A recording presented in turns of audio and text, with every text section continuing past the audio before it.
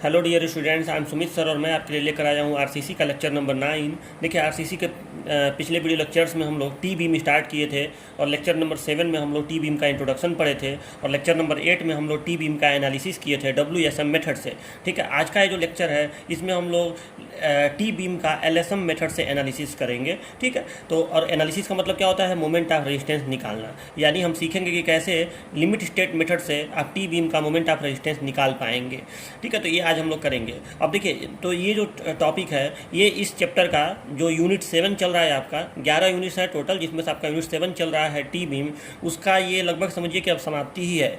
ये टॉपिक जब हो जाएगा तो छोटे छोटे एक दो टॉपिक और बचेंगे, जैसे यल बीम के बारे में थोड़ा हमको इंट्रोडक्शन लेना रहेगा और इन्वर्टेड टी बीम के बारे में, और एक छोटा सा हेडिंग और स्टील बीम थ्योरी होता है उसके बारे में हमको पढ़ना रहेगा। तो वो मैं आपको मतलब मुझे लगता है कि इस ये लेक्चर तो थोड़ा सा मतलब इसको समझना पड़ेगा, थोड़ा लेंदी टॉपिक है। तो इसके बाद एक लेक्चर और बनेगा टी बीम पे, जिसके बाद ये चैप्टर पूरा समाप्त हो जाएगा। तो चलिए आज इसको सीख लेते हैं अच्छे से। इंपॉर्टेंट टॉपिक है ये भी, टी बीम का LSM मेथड से एनालिसिस करना, तो इसको आप इंपॉर्टेंट में रखिएगा।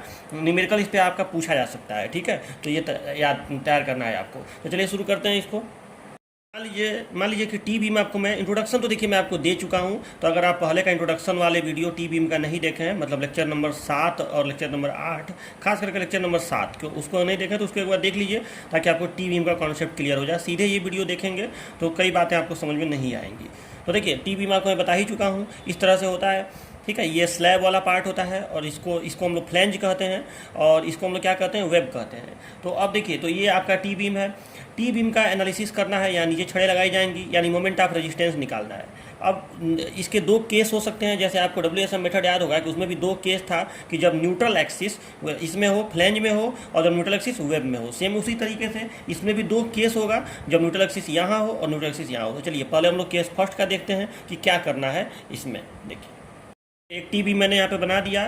टी बीम में ये न्यूट्रल एक्सिस में दिखाया हूँ। ठीक है, यानी इसके ऊपर, इस न्यूट्रल एक्सिस के ऊपर, और न्यूट्रल एक्सिस कहाँ है? फ्लैंज में है। ठीक है, देखिए फ्लैंज पोर्शन में इसको दिखाया हूँ। और इसको मैथमेटिकली आप कैसे लिखेंगे? तो x u is less than और इक्वल टू DF, मतलब न्यूट्रल एक्सिस की गहराई को यक्स यू लिखते हैं। ये ध्यान दीजिएगा, यहाँ पे आपका लिमिट स्टेट मेथड में यक्स यू लिखते हैं, केवल यक्स नहीं लिखते हैं। तो ये न्यूट्रल एक्सिस है, इसकी गहराई को यक्स यू लिखेंगे, और ये टोटल गहराई को क्या बोलेंगे? Depth of flange DF। तो x u is less than और इक्वल टू DF, इसका मतलब क्या होगा कि न्यूट्रल एक्सिस इसी फ्लैंज में है, अधिक से अधिक यहाँ तक है। ठीक है, मतलब अधिक से अधिक, जब एक्स यू बराबर DF होगा तो अधिक से अधिक यहाँ तक आएगा, नहीं तो उससे कम ही होगा न्यूट्रल एक्सिस की गहराई, मतलब वो फ्लैंज में होगा।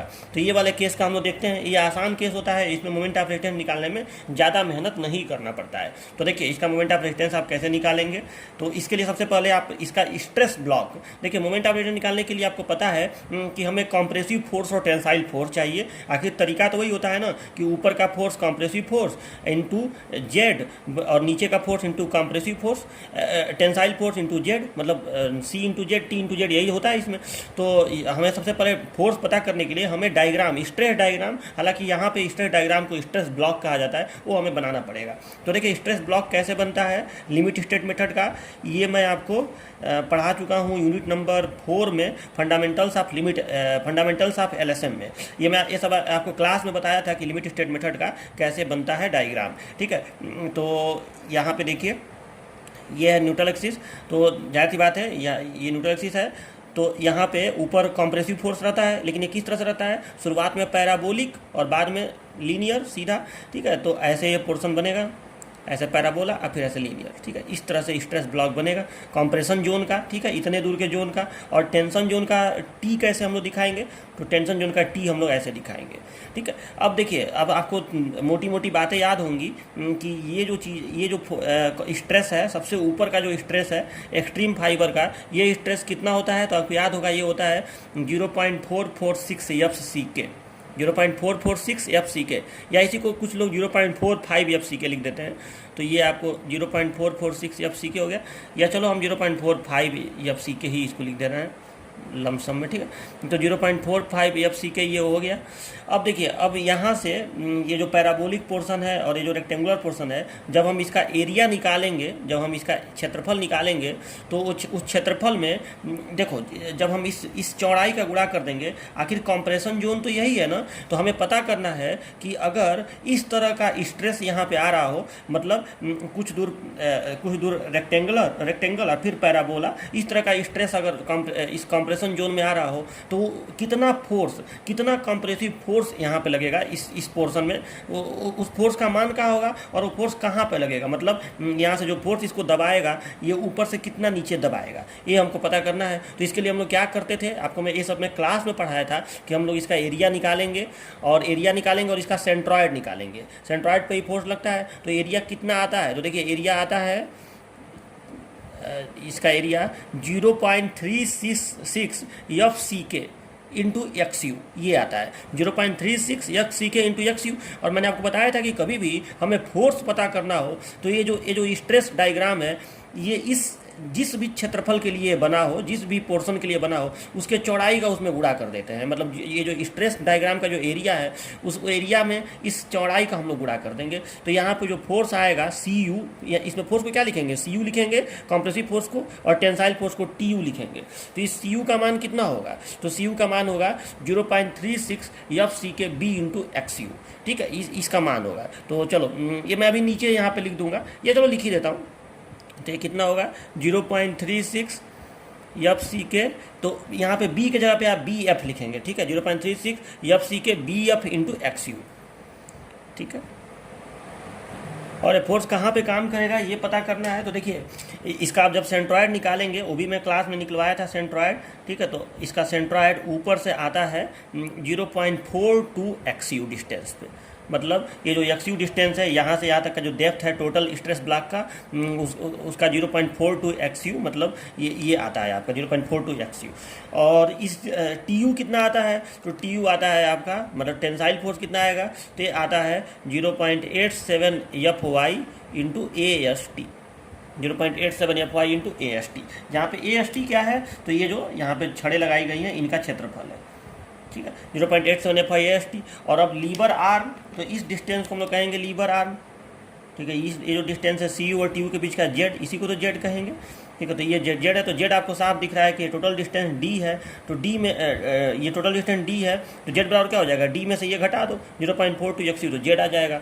अब आप सी यू इंटू जेड करिए चाहे टी यू इंटू जेड करिए, आपका मोमेंट ऑफ रेजिस्टेंस निकल जाएगा, एनालिसिस हो गया, ठीक है। तो ऐसे हम लोग इसका एनालिसिस करेंगे। ये कौन सा केस है, जब न्यूट्रल एक्सिस फ्लैंज में हो, यानी x U should be less than और इक्वल टू डी एफ हो। अच्छा, न्यूमेरिकल जब आएगा तो आपको इस तरह से टी बीम दिया रहेगा, उसमें आप कैसे पता करेंगे कि x U less then D F है कि ग्रेटर देन डी एफ है, मतलब न्यूट्रल एक्सिस फ्लैंज में है कि वेब में है, ये आपको मैं बाद में जब स्टेप बताऊंगा तो बताऊंगा। पिछले बार भी मैं ऐसा बोल रहा था, पिछले लेक्चर में भी, कि ये चीज़ आपको बाद में पता चलेगा। सच पूछिए तो हम लोग मान लेते हैं कि पहले मान लेंगे कि एक्स यू इसमें है और हमारा एजम्पशन या तो सही आएगा या तो गलत आएगा, तो हमको अपने आप पता चल जाएगा। तो अभी पहले आप सीखिए कि अगर हमें पता हो कि इसमें है तो किस फार्मूला से हम लोग मोमेंट ऑफ रेजिस्टेंस निकालेंगे, समझ में आ रहा है ना। तो ये देखिए ये हो गया आपका टी बीम, यहाँ पे है, तो इसमें बहुत आसान है क्योंकि ऊपर केवल रेक्टेंगल बना है, नीचे इससे तो कोई मतलब अब है नहीं क्योंकि ये टेंशन जोन में है, टेंशन जोन के कंक्रीट को कंसीडर करते ही नहीं है, तो यहाँ से कोई मतलब नहीं है, केवल स्टील के छड़ों से मतलब है। इस पर कितना टेंसाइल फोर्स लगेगा, तो 0.87 F y into a S t, बात खत्म। अच्छा, ये कंप्रेशन जोन है, ये पूरा रेक्टेंगल है, तो रेक्टेंगल का यहाँ रेक्टेंगल है, इसका स्ट्रेस ब्लॉक ऐसे बनेगा, सीधी सी बात। और अब जैसे आपका एक सिंगली बीम का जैसे आप रेक्टेंगल के लिए करते थे वही काम यहाँ पे कर देना है, क्योंकि यहाँ पे, लेकिन जब ये नीचे आएगा तो थोड़ा लफड़ा आएगा क्योंकि उसमें दो तरह के रेक्टेंगल बनने लगेंगे, तो थोड़ा सा उसमें दिक्कत आएगा। लेकिन अभी ये तो केस एकदम आसान है, ठीक है। तो सी यू हो गया और टी यू हो गया। सी यू कैसे निकाला गया है, इसका एरिया और गुणे ये चौड़ाई, और ये सेंट्रॉयड पे लगता है, सेंट्रॉयड निकाला गया है, ये सबसे ऊपर होता है 0.45 एफ सी के, ठीक है। तो ये हो गया आपका सी यू का मान। अब देखिए अब इस केस में जब आपको मोमेंट ऑफ रेजिस्टेंस निकालना होगा तो पहले आपको न्यूट्रल एक्सिस निकालना पड़ेगा। तो कैसे न्यूट्रल एक्सिस निकालेंगे, तो आप कर देंगे सी यू बराबर टी यू, सबसे पहले न्यूट्रल एक्सिस निकालना पड़ेगा ना। तो आप न्यूट्रल एक्सिस कैसे निकालेंगे, सी यू बराबर टी यू करके। तो मतलब देखो, जब भी आप न्यूमेरिकल सॉल्व करेंगे तो आप पहले तो न्यूट्रल एक्सिस पता करेंगे और तब मोमेंट ऑफ रेजिस्टेंस निकालेंगे, क्योंकि मोमेंट ऑफ रेजिस्टेंस के सूत्र में एक्स यू का जरूरत पड़ता है। तो पहले एक्स यू तो निकाल लो, बिना ये एक्स यू निकाले कि ये गहराई कितनी है, न्यूट्रल एक्सिस की गहराई कितनी है, वो आप नहीं कर पाएंगे। तो पहले डेप्थ ऑफ न्यूट्रल एक्सिस देख लीजिए और तब मैं मोमेंट ऑफ रेजिस्टेंस बताऊंगा। तो आप कैसे निकालेंगे, तो सी यू बराबर टी यू करेंगे, ठीक है। और सी यू बराबर जब टी यू करेंगे तो यहाँ पे देखिए 0.36 एफ सी के B F into x u, और टी यू कितना है 0.87 F Y A S t, ठीक है। इसमें ऐसे करके न्यूट्रल एक्सिस निकाला जाता है, जबकि लिमिट स्टेट मेथड में आपको याद होगा कि ऊपर का उसमें इक्विवेलेंट एरिया का कॉन्सेप्ट यूज होता है। ऊपर के एरिया का न्यूट्रल के प्रति मोमेंट बराबर नीचे के इक्विवेलेंट एरिया का न्यूट्रल के प्रति मोमेंट, इस तरह से उसमें करते थे। तो आता था bx² 2 बराबर MAST d-s, वो सब कॉन्सेप्ट इसमें नहीं यूज होगा। इसमें CU बराबर TU का कॉन्सेप्ट यूज होगा, ठीक है। दोनों फोर्स को बराबर करेंगे। तो अब देखिए, तो ये हो गया। अब इससे XU देखिए निकल गया। तो XU बराबर क्या आ गया, 0.87 FYAST बटे 0.36 FCK BF इंटू XU, ये सॉरी 0.36 FCK इंटू BF, ठीक है। ये XU का आपका सूत्र आ गया। और सच पूछे तो ये फार्मूला मैं पहले से भी आपको बता चुका था, पहले भी बताया हूँ क्लास में जब पढ़ाया था, fundamentals of limit state method जब पढ़ाया हूँ तो मैं आपको बताया था। तो चलिए, बस यहाँ पे BF के जगह मैं B लिखता था क्योंकि वहाँ पे मैं रेक्टेंगुलर बीम लेके चलता था, ठीक है। यहाँ पे B और इधर D। तो चलो, ये तो हो गया। अब ये चीज़ हमारा निकल गया, तब हम लोग कैसे निकालेंगे मोमेंट ऑफ रेजिस्टेंस, ये देख लीजिए। तो देखिए, मोमेंट ऑफ रेजिस्टेंस निकालने के लिए सेक्शन चाहे मतलब अगर सेक्शन अंडर इनफोर्ड हो तब हम लोग कौन सा फार्मूला यूज करेंगे, और सेक्शन अगर बैलेंड हो तो कौन सा फार्मूला यूज करेंगे। ओवर इनफोर्ड सेक्शन तो इसमें अलाउ होता नहीं है, तो ठीक है ना। अगर ओवर इनफोर्ड सेक्शन इसमें आ गया तो वही मोमेंट ऑफ रेजिस्टेंस आएगा जो बैलेंड सेक्शन का आता है, ठीक है। WSM मेथड में, लिमिट स्टेट मेथड में एक भी अंतर होता है। देखो, ओवर इनफोर्ड सेक्शन का डिजाइन तो WSM में भी नहीं करते हैं, लेकिन उसमें WSM सेक्शन आ सकता है। न्यूमेरिकल कैलकुलस में ऐसा हो सकता है कि WSM ओवर इनफोर्ड सेक्शन आ गया, ठीक है। तो उसमें अगर ओवर इनफोर्ड सेक्शन आ गया तो मोमेंट ऑफ रेजिस्टेंस कुछ और आएगा, बैलेंड आ गया तो कुछ और आएगा, और अंडर आ गया तो कुछ और आएगा। लेकिन इसमें अंडर के लिए कुछ और आएगा, बैलेंड और ओवर के लिए सेम आएगा, क्योंकि ओवर वाला भी मोमेंट ऑफ रेजिस्टेंस बैलेंड वाला ही होगा, क्योंकि ओवर इसमें अलाउ नहीं होता है, ठीक है। इस बात को समझिएगा। तो सबसे पहले मैं आपको बता रहा हूँ कि अगर अंडर इनफोर्ड सेक्शन हो तो मोमेंट ऑफ रेजिस्टेंस कैसे निकालेंगे, ठीक है। तो यहाँ पर मैं लिख रहा हूँ मोमेंट ऑफ रेजिस्टेंस, मतलब पहले तो बताया हूँ न्यूट्रल एक्सिस, और मोमेंट ऑफ रेजिस्टेंस का आपको फार्मूला बता रहा हूँ, मोमेंट ऑफ रेजिस्टेंस। और किसके लिए बता रहा हूँ, तो ये बता रहा हूँ MR लिखते हैं ना, इसको MR नहीं, इसमें MR नहीं लिखेंगे, इसमें MU लिखेंगे, MU, ठीक है। MU मोमेंट ऑफ रेजिस्टेंस को, तो MU कैसे निकालेंगे, तो फॉर अंडर इनफोर्ड सेक्शन में बता रहा हूँ कि अंडर इनफोर्ड सेक्शन के लिए आप MU कैसे निकालेंगे, फॉर अंडर इनफोर्ड सेक्शन। और ये बताइए, अंडर इनफोर्ड सेक्शन पहचानेंगे कैसे, इसका पहचान क्या होता है, तो इसका पहचान होता है XU is less than XU lim, ये इसका पहचान होता है, ठीक है। XU is less than XU lim, XU यहाँ पे आपका निकला रहेगा, ये XU, और XU लिम कैसे निकलता है, तो इसका सूत्र अब यहाँ पे मैं नहीं लिख रहा हूँ, इसका सूत्र मैं आपको क्लास में बताया था। ये कितना होता है, 0.0035 बटे 0.0055 प्लस 0.87 FY बटे 0.87 FY बटे ES, ठीक है। ये होता है ना। चलो, तो लेकिन सच पूछो तो इतना लंबा आपको याद रखने की जरूरत नहीं है, आपको सीधे ये याद रखना है कि XU लिम बटे इंटू D करना पड़ेगा इसमें, ठीक है।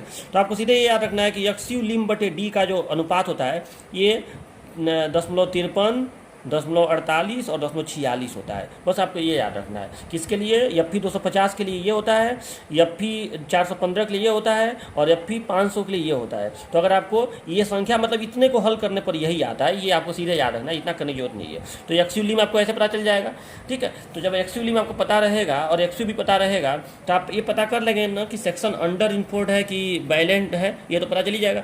अगर XU इससे छोटा आ गया तो अंडर इनफोर्ड कहलाएगा, अगर XU इसके बराबर आ गया तो बैलेंड कहलाएगा, और XU उससे बड़ा तो होगा नहीं, और बड़ा अगर हो भी गया तो भी आप बैलेंड वाला ही मोमेंट ऑफ रेजिस्टेंस निकालेंगे, ठीक है। तो चलो, अब अंडर इनफोर्ड सेक्शन पे देखिए क्या यूज करेंगे। तो देखिए, जब मैं लिमिट WSM मेथड पढ़ाता था, मैं देखो हर चीज़ का आपको मैं कॉन्सेप्ट समझाना चाहता हूँ ताकि आपके मन में कोई कन्फ्यूजन न रहे। जब मैं आपको WSM मेथड पढ़ाता था तो जैसे ही बात अंडर इनफोर्ड की आती थी, मैं कहता था कि आप इस वाले स्टील वाले फार्मूला का यूज़ करिए, मतलब आप TU इंटू जेड का यूज़ करिए, ऐसा मैं बोलता था। क्यों ऐसा बोलता था, उसका कारण था। ऐसा नहीं था कि आप C इंटू जेड कर देते तो कुछ गलत हो जाता, ऐसा नहीं था। लेकिन मैं ऐसा क्यों कहता था, क्योंकि थोड़ा सा इसको यहाँ पे समझिए, देखो यहाँ पे समझो। उस वाले में जब WSM की बात की जाती थी तो डायग्राम ऐसे बनता था ना, इस तरह से, जो स्ट्रेस डायग्राम बनता था ऐसे बनता था, इस तरीके से। तो इस डायग्राम में, ये जो डायग्राम आपका बनता था, यहाँ पे ये होता था कि जब हम लोग इसको फोर्स बनाते थे तो यहाँ पे हमारा C आता था और यहाँ पे फोर्स हमारा T आता था। ठीक है, तो इस T का जो मान होता था यहाँ पे ये होता था 0 मैं ये कहना चाहता हूँ, छोड़ो अभी, जो T का मान होता था ये होता था सिग्मा ST इंटू AST। ठीक है, क्योंकि यहाँ का जो स्ट्रेस था ये सिग्मा ST बटे यम लिखाता था। अंडर की बात कर रहा हूँ, लेकिन ऊपर वाला सिग्मा CBC तक नहीं पहुँचा था, ऊपर वाला अभी सिग्मा CBC से थोड़ा सा कम ही रह जाता था। चलो मान लो मैं उसको सिग्मा C लिख रहा हूँ, बात को समझिए। मतलब अंडर इन्फोर्स सेक्शन में ये वाला आपने परमिसिबल तक पहुँच जाता था स्टील वाला, लेकिन कंक्रीट वाला आपने परमिसिबल तक नहीं पहुँचा था। तो अब इस कंडीशन में अगर हम लोग ऊपर वाले फार्मूला का यूज करना चाहें, हम अगर C इंटू जेड करना चाहें तो C इंटू जेड करने के लिए हमको इस सिग्मा C की जरूरत पड़ती थी, और सिग्मा CBC तो यहाँ पे इस्तेमाल कर नहीं पाएंगे हम लोग, क्योंकि सेक्शन क्या है, सेक्शन अंडर इन्फोर्स्ड है। ठीक है, तो अब इस कंडीशन में जो C का फार्मूला होता, चूंकि C का फार्मूला क्या होता है, G का फार्मूला होता है 0.5 B into x into sigma CBC, लेकिन यहाँ पे तो सिग्मा C है ना स्ट्रेस, तो सिग्मा C यहाँ पे होगा। ठीक है, और नीचे क्या है, सिग्मा ST है, तो सिग्मा ST तो केवल ग्रेड के हिसाब से हमें पता रहेगा।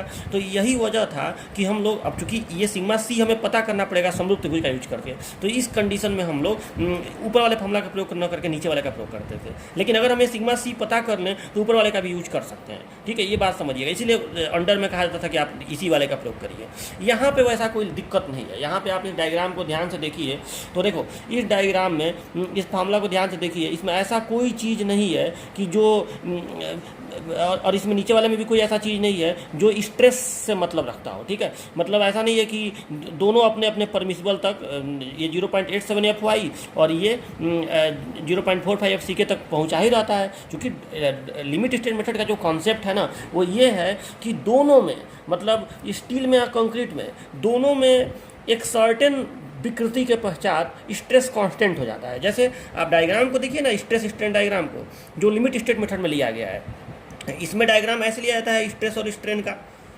कंक्रीट के लिए और स्टील के लिए ऐसे लिया जाता है कि नहीं। शुरुआत में कंक्रीट के लिए पैराबोला और बाद में ऐसे लीनियर। ठीक है, यही तो होता है 0.446 FCK, यही तो होता है, और यहाँ पे होता है 0.002 ये होता है। तो मतलब इतने विकृति के पश्चात स्ट्रेस जो है अब कांस्टेंट हो जाएगा। स्टील में भी कुछ ऐसा ही होता है, अगर आप माइल्ड स्टील का देखें तो ऐसा ही होता है, इस तरह से होता है कि नहीं। तो यही चीज़ है, मतलब इतना ये जो स्ट्रेस है 0.87 FY, इतना के बाद आपका ये इस विकृति पे आता है 0.002 पे। अब इस विकृति के बाद आपका ये स्ट्रेस जो है कांस्टेंट हो गया। जबकि इसमें WSM मेथड में जो स्ट्रेस स्ट्रेन डायग्राम होता है वो दोनों के लिए लीनियर ही होता है, क्योंकि इसमें हम लोग हुक के नियम का पालन करवाते हैं, मटेरियल को इलास्टिक मान के चलते हैं। तो चाहे कंक्रीट हो चाहे स्टील हो, दोनों को स्ट्रेस को लीनियर ही मान के चलते हैं, और अधिकतम मान के चलते हैं सिग्मा CBC तक, और इसको अधिकतम मान के चलते हैं सिग्मा ST तक। बात समझ में आ रहा है ना। तो इसमें ये सिग्मा ST तक पहुंच गया, लेकिन तभी भी अब ये अभी सिग्मा CBC तक नहीं पहुंचाएगा, क्योंकि सेक्शन अंडर इन्फोर्स्ड है। ठीक है, तो अब इसका आपको सिग्मा C निकालना पड़ेगा। जबकि इसमें लिमिट स्टेट मेथड में दोनों का स्ट्रेस जो है अपने परमिसिबल, या आप कहिए कि अपने अधिकतम जो भी उसका है वहाँ तक पहुँचा हुआ माना जाता है। फेल्योर के पहले चूँकि ये जो दोनों है, इसका 0.446 FCK और इसका 0.87 FY यहाँ तक पहुँचा हुआ माना जाता है। ठीक है, इसीलिए जब इसका स्ट्रेस ब्लॉक बनता है तो ऐसे बनता है। ठीक है, कि यहाँ 0.446 FCK, ठीक है, और फिर यहाँ से ऐसे पैराबोला ऐसे ही है, और नीचे जब हम लोग TU निकालते हैं तो 0.87 FY का यूज़ करते हैं, क्योंकि ये माना जाता है कि जब तक ये दोनों पहुँच नहीं जाएगा तब तक फेल्योर नहीं होगा, और उसमें पहुँचने के बाद भी विकृति और ज़्यादा बढ़ती है, तब जाके इसका 0.0035 पे फेल्योर हो, इस विकृति पर माना जाता है कि फेल्योर होगा। ठीक है, और इसका तो बहुत ज़्यादा, इसका तो ये डक्टाइल होता है ना, तो इसका तो कोई आखिरी दिया ही नहीं गया है कि कहाँ पे होगा फेल्योर। इसका तो इसके बाद, इस विकृति के बाद, अभी ये डक्टाइल है तो बहुत देर के बाद स्टील का फेल्योर हुआ माना जाता है। बात समझ में आ रहा है ना। तो इसमें जो अंडर इन्फोर्स्ड सेक्शन होता है लिमिट स्टेट मेथड में, उसमें इससे मतलब नहीं है कि आपका स्टील का फार्मूला यूज करेंगे कि कंक्रीट का फार्मूला यूज करेंगे। आप दोनों में से किसी का फार्मूला यूज करिए, उससे कोई इसको लेना देना नहीं होता है। ठीक है, तो मैं दोनों लिख दे रहा हूँ। आप MU बराबर यहाँ पे CU इंटू जेड भी कर सकते हैं। तो MU बराबर क्या आ गया, तो CU का फार्मूला याद करिए। CU का फार्मूला क्या है, 0.36 FCK BF इंटू XU, और D का फार्मूला क्या है, D माइनस 0.42 XU। ये भी हो गया। या आप चाहें तो कंक्रीट वाला, स्टील वाला भी इस्तेमाल कर सकते हैं। तो MU बराबर TU इंटू जेड भी कर सकते हैं। तो इसका पूरा क्या होगा, तो इसका पूरा होगा 0.87 FY A S t into D minus 0.42 x you, दोनों से एकदम इक्वल वैल्यू आएगा। आपकी खुशी, जिसको आप चाहें इस्तेमाल कर सकते हैं, ठीक है। इसका कोई ये नहीं है कि अब ये कोई आपसे कहे कि अरे अंडर इम्पोर्ट है तो स्टील का यूज़ करेंगे, ये बेवकूफ़ी है। एलएसएम में ऐसा कुछ नहीं है, ठीक है। इसमें दोनों में से आप कोई भी इस्तेमाल कर सकते हैं। चलो ये हो गया। अच्छा, अगर सेक्शन मान लो कि बैलेंड आ गया, अगर सेक्शन बैलेंड आ गया या ओवर इम्पोर्ट आ गया, क्योंकि दोनों के लिए सेम फार्मूला यूज करेंगे, आपको मैं पहले बता चुका हूँ, क्योंकि इसमें ओवर इम्पोर्ट सेक्शन माना ही नहीं जाता है, अलाउ ही नहीं है। तो जो मोमेंट ऑफ रेजिस्टेंस बैलेंड का आएगा वही ओवर का भी आएगा, क्योंकि बैलेंस से ज़्यादा मोमेंट ऑफ रेजिस्टेंस हो ही नहीं सकता है, ठीक है। अधिकतम moment of resistance balance section के लिए ही होता है, उससे ज़्यादा मोमेंट ऑफ रेजिस्टेंस नहीं हो सकता है। तो फॉर बैलेंड या ओवर इम्पोर्ट सेक्शन इसका निशानी क्या है, तो इसमें x u is equal to होता है यक्स यू लिम, मतलब एक्स यू की जगह पे एक्स यू लिम, जो भी फार्मूला आप लिखेंगे उसमें एक्स यू की जगह पे एक्स यू लिम का प्रयोग करेंगे, ठीक है। तो अब इसमें आप एम यू का फार्मूला क्या लिखेंगे, तो इसमें भी आप चाहें तो स्टील वाला यूज कर सकते हैं, चाहे तो कंक्रीट वाला यूज कर सकते हैं। तो देखिए मैं दोनों फार्मूला लिख दे रहा हूँ, तो इसलिए एम यू बराबर आपका हो जाएगा, इस फार्मूला में एक्स यू मैक्स लिख दीजिए, तो ये हो गया 0.36 एफ सी के B F into x you max, bracket में D minus 0.42 into x you max, ये लिख दीजिए। लेकिन अब देखिए इस फार्मूला में एक्स यू मैक्स है, लेकिन अब कई बार क्या होता है कि एक्स यू मैक्स बटे डी जो होता है ये हमारे लिए थोड़ा कंफर्टेबल होता है, ठीक है, क्योंकि इसका अनुपात हमें पता होता है केवल स्टील के ग्रेड के हिसाब से 0.53, 0.46, 0.48। तो हम लोग करते क्या है कि इसमें थोड़ा सा कॉमन वगैरह लेके और एक्स यू मैक्स बटे डी यहाँ पे बना देते हैं। तो उसके लिए हम क्या करना पड़ेगा कि यहाँ से भीतर से अगर आप एक्स यू मैक्स कॉमन ले लें, भीतर से अगर आप डी कॉमन ले लें, तो डी अगर आप यहाँ से बाहर करेंगे और यहाँ भी एक नीचे डी लगा दें, तो इसमें एक्स यू मैक्स बटे डी आ जाएगा, ठीक है। तो देखिए कैसे ये हो जाएगा, कि हो जाएगा 0.36, ठीक है। और अभी बी एफ को मैं यहाँ से हटा रहा हूँ, ठीक है, 0.36 F C K X you max बटे डी यहाँ ऐसे लिखा जाएगा, ठीक है। और ब्रैकेट में हो जाएगा 1 माइनस 0.42 एक्स यू मैक्स बटे डी, देखो दो जगह एक्स यू मैक्स बटे डी आ गया, और लास्ट में हो जाएगा b F into d square, ये आपका याद रखिएगा। तो एम यू बराबर क्या हो गया 0.36 F C K X you max बटे D 1 minus 0.42 x you max बटे D B F D square. इसी को हम लोग नहीं, आपको याद होगा, अच्छा एक मिनट, और जब बैलेंस सेक्शन की बात की जा रही है तो इसको एम यू लिम लिख देंगे, थोड़ा सा ये ध्यान दीजिएगा, m you lim limiting moment of resistance, ठीक है। इसको एम यू लिम लिख देंगे ना, क्योंकि बैलेंस सेक्शन का मोमेंट ऑफ रेजिस्टेंस को लिमिटिंग मोमेंट ऑफ रेजिस्टेंस कहते हैं, उससे ज़्यादा मोमेंट ऑफ रेजिस्टेंस नहीं हो सकता है, ठीक है, क्योंकि ठीक है। और एक्स यू बराबर एक्स यू लिम कहिए चाहे एक्स यू मैक्स कहिए, वो बात एक ही है, ठीक है। एक्स यू लिम कहिए चाहे उसको एक्स यू मैक्स कहिए, वो बात एक ही है। तो इसको आप एक्स यू मैक्स ही लिख दीजिए, एक्स यू बराबर एक्स यू मैक्स हो गया ना। चलो तो अब देखिए, तो यहाँ पे ये फार्मूला आया। अब देखिए ये कहीं ना कहीं ये फार्मूला वही है, एम यू लिम बराबर r you B D square नहीं होता था, r you B D square rectangular वाले में वही फार्मूला ये है। ये आर यू का मान है 0.36 F C K X you max बटे D 1 minus 0.42 x you max बटे डी। ये जो है पूरा एक कांस्टेंट की तरह बिहेव करता है, क्योंकि देखो ये कंक्रीट के लिए ये कांस्टेंट ही होता है ग्रेड के हिसाब से, ये स्टील के ग्रेड के हिसाब से होता है, ये स्टील के ग्रेड के हिसाब से होता है। तो केवल आपको r you b F D square, मतलब उसकी चौड़ाई, फ्लैंज की चौड़ाई इंटू टोटल बीम की गहराई, इफेक्टिव गहराई, ठीक है। तो ये आप इस्तेमाल कर देंगे तो ये निकल जाएगा। तो ये फार्मूला हो गया, अगर सेक्शन क्या हो, सेक्शन बैलेंड हो या ओवर इम्पोर्ट हो, कंक्रीट वाला फार्मूला। और स्टील वाला फार्मूला क्या हो जाएगा, तो देखिए अब इसी को या आप करके इसमें आगे लिखेंगे कि एम यू लिम का आप ये भी इस्तेमाल कर सकते हैं, स्टील वाला भी, ठीक है। तो स्टील वाला भी प्रयोग कर सकते हैं। स्टील वाले में क्या करेंगे, अब ये जो स्टील का फार्मूला था अंडर वाले के लिए, उसमें यहाँ पे एक्स यू मैक्स लिख देंगे, तो ये हो गया 0.87 F Y A S t d minus 0.42 x you max. यहाँ से भी आप चाहें तो एक्स यू मैक्स कॉमन लेके और डी कॉमन लेके, और इसको आप चाहें तो एक्स यू मैक्स बटे डी बना सकते हैं, ठीक है। कैसे, क्योंकि जब यहाँ से डी कॉमन लेंगे तो यहाँ बटे में चला ही जाएगा वो, तो इस तरह से इसको कर सकते हैं 0.87, ठीक है, या यहाँ पे या यहाँ भी एम यू लिम बराबर हो गया। नहीं भी करेंगे तो ये इस लाइन से आप सॉल्व कर सकते हैं, ऐसा कुछ नहीं है, ठीक है। तो 0.87 F Y A S t into d और 1 माइनस 0.42 एक्स यू मैक्स बटे डी। चलो तो ये फार्मूला हो गया एम यू लिम का, तो आपकी मर्जी, आप चाहें तो इसका प्रयोग करें और चाहे तो इसका प्रयोग करें, दोनों से सेम आंसर आएगा। ठीक है, तो ये कंक्रीट वाला हो गया एम यू लिम और ये स्टील वाला हो गया एम यू लिम, और अंडर इनपुट सेक्शन हो तो स्टील और कंक्रीट का ऊपर लिखा ही हुआ है। ठीक है, तो ये आपका हो गया केस फर्स्ट। केस फर्स्ट समझ में आ गया। अब हम लोग चलते हैं केस सेकंड, जो थोड़ा सा टफ है। केस फर्स्ट तो बहुत आसान है, एकदम रेक्टेंगुलर बीम की तरह से था, केवल बी के जगह पर बी एफ प्रयोग करना था। ये सब फॉर्मूला वगैरह भी आप पहले से जान ही रहे हैं। ठीक है, तो ये आपका हो गया अंडर इनपुट सेक्शन के लिए और बैलेंस सेक्शन के लिए मोमेंट ऑफ रेजिस्टेंस। अब केस सेकंड, जब न्यूट्रल एक्सिस वेब में हो, तो जब वेब में हो तो उसको मैथमेटिकली कैसे लिखेंगे, x U is greater than D F. ठीक है, तो ये न्यूट्रल एक्सिस है, ये इसकी गहराई है एक्स यू।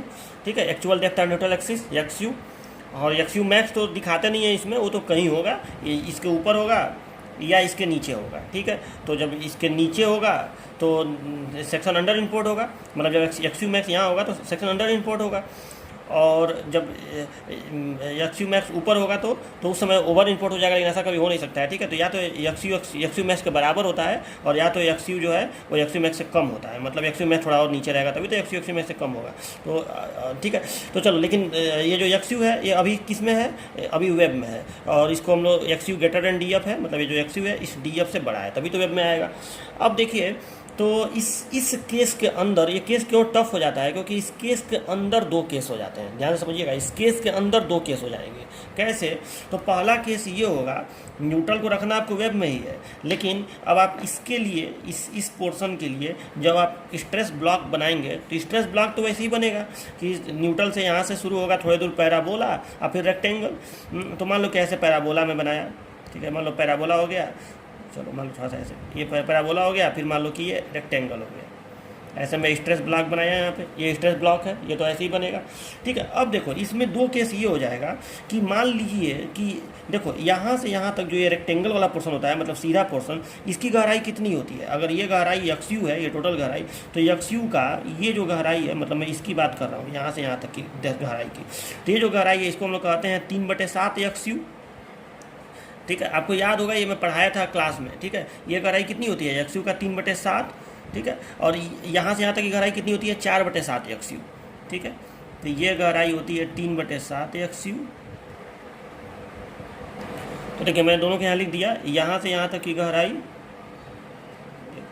सही से कर लो। ठीक है, तो यहाँ से यहाँ तक की गहराई 3/7 एक्स यू, और यहाँ से यहाँ तक की गहराई 4/7 एक्स यू।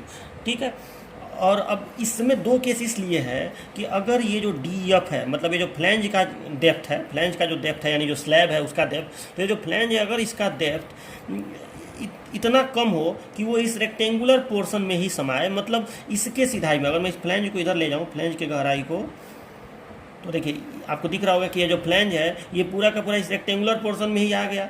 ठीक है, या ज़्यादा फ्लैंज आते आते यहाँ तक आ जाए। ठीक है, अगर ऐसा हो जाए तो थोड़ा अलग फार्मूला बनता है मोमेंट ऑफ रेजिस्टेंस निकालने का। और अगर ये फ्लैंज थोड़ा ज़्यादा मोटा हो, ज़्यादा चौड़ा हो, मतलब ये इतना चौड़ा हो कि ये इस पोर्शन से आगे आके कुछ दूर ये पैराबोला वाले में भी आ जाए।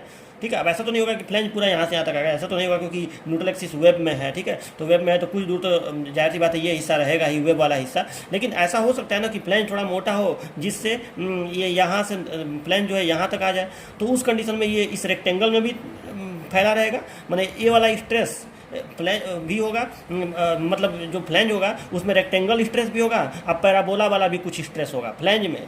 लेकिन अभी के लिए मैं ये मान रहा हूँ कि जो फ्लैंज है वो पतला है, जिससे फ्लैंज में केवल ये इतने ही दूर का स्ट्रेस है, इतने ही दूर का फ्लैंज में स्ट्रेस है। बात समझ में आ रहा है ना, यानी केवल रेक्टेंगल वाला स्ट्रेस इसके अंदर आ रहा है। तो इसमें दो केस हो जाएगा। पहला केस, मेन केस तो ये है कि x you greater than D F, मतलब न्यूट्रल एक्सिस वेब में है, लेकिन इसमें दो केस 2A और केस 2B, मतलब दूसरे का ही दो केस, एक ए और एक बी।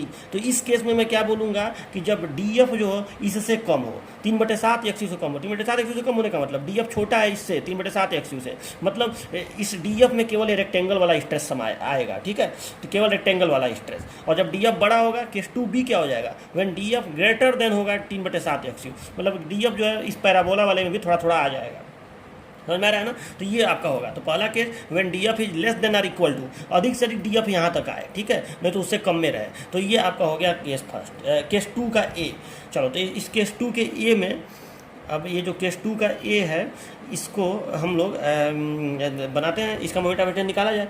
तो अब देखो यहाँ पे जो मोमेंट ऑफ रिटर्न निकलेगा, इसको पहले थोड़ा सा ना एक दो काम इसमें करना पड़ेगा हमें। देखो करना ये पड़ेगा अभी यहाँ पे कि चलो यहाँ पे तो पहले ये लिख दो कि ये टी यू है, ठीक है। अभी इसको डायग्राम को, ये तो ऊपर वही आएगा 0.45 एफ के, इसमें तो कोई चेंजिंग आएगा नहीं, ठीक है। वो तो स्ट्रेस ब्लॉक फिक्स है कि ऐसे जाएगा और फिर 0.45 एफ के होगा, चाहे इधर का शेप कुछ भी हो 0.45 एफ के ऊपर का होगा। अब देखिए, अब ये पूरा का पूरा जो कंप्रेसिव स्ट्रेस है, इसको आप चाहे तो ऐसे एरो पूरे में लगा सकते हैं, नहीं भी लगाएंगे तो चलेगा, उससे कोई मतलब नहीं है, ठीक है। तो ये हो गया आपका।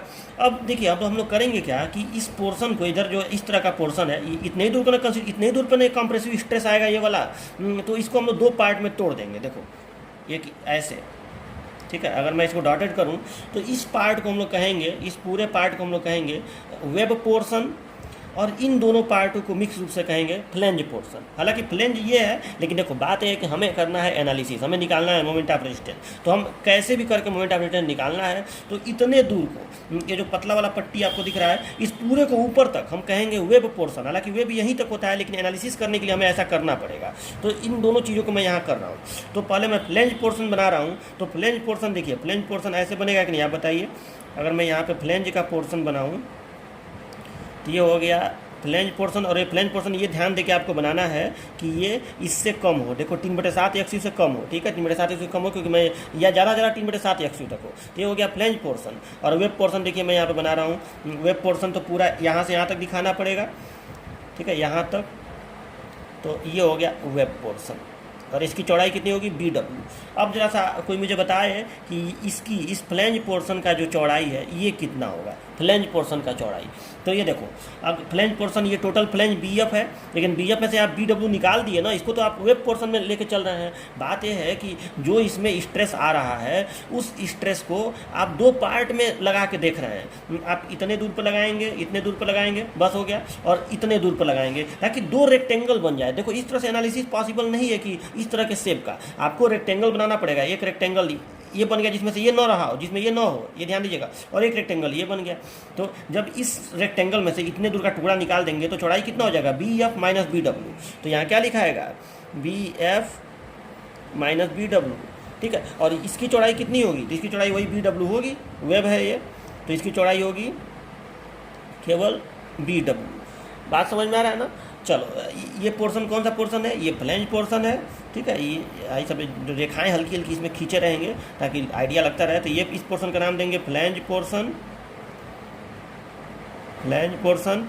इसको क्या बोलेंगे, वेब पोर्शन, वेब पोर्शन, ठीक है।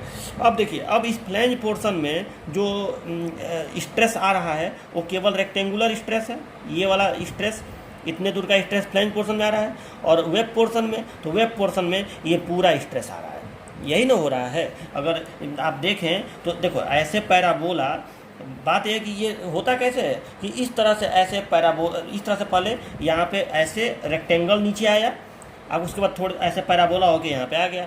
तो आप अगर इतने दूर के पोर्शन को देख रहे हैं तो इतने दूर के पोर्शन में रेक्टेंगल ऐसे आया, अब फिर ऐसे पैराबोला आया। तो इस पोर्शन में तो पूरे में रेक्टेंगल और पैराबोला रहा, क्योंकि एकदम ऊपर से शुरू हुआ है।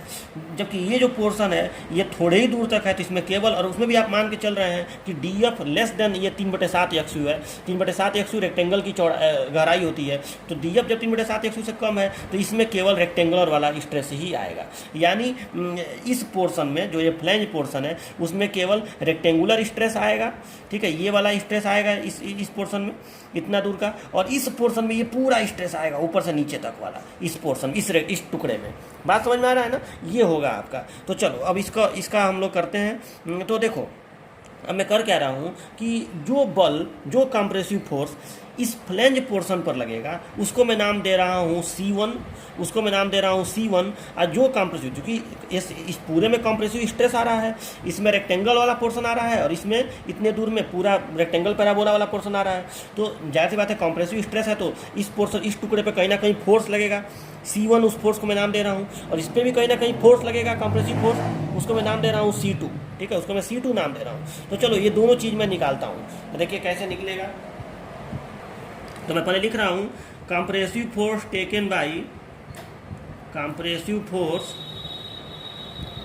टेकन बाई कौन सा पोर्शन? तो पहले मैं फ्लैंज पोर्शन का निकाल रहा हूँ, ठीक है। Compressive force taken by flange portion, और फ्लैंज पोर्शन के कंप्रेसिव फोर्स को मैं नाम दे रहा हूँ C1, ठीक है, C1। तो देखो C1 आपको पता करना है कि इस पर कितना कंप्रेसिव फोर्स लगेगा और वो कहाँ लगेगा, ये भी आपको पता करना है।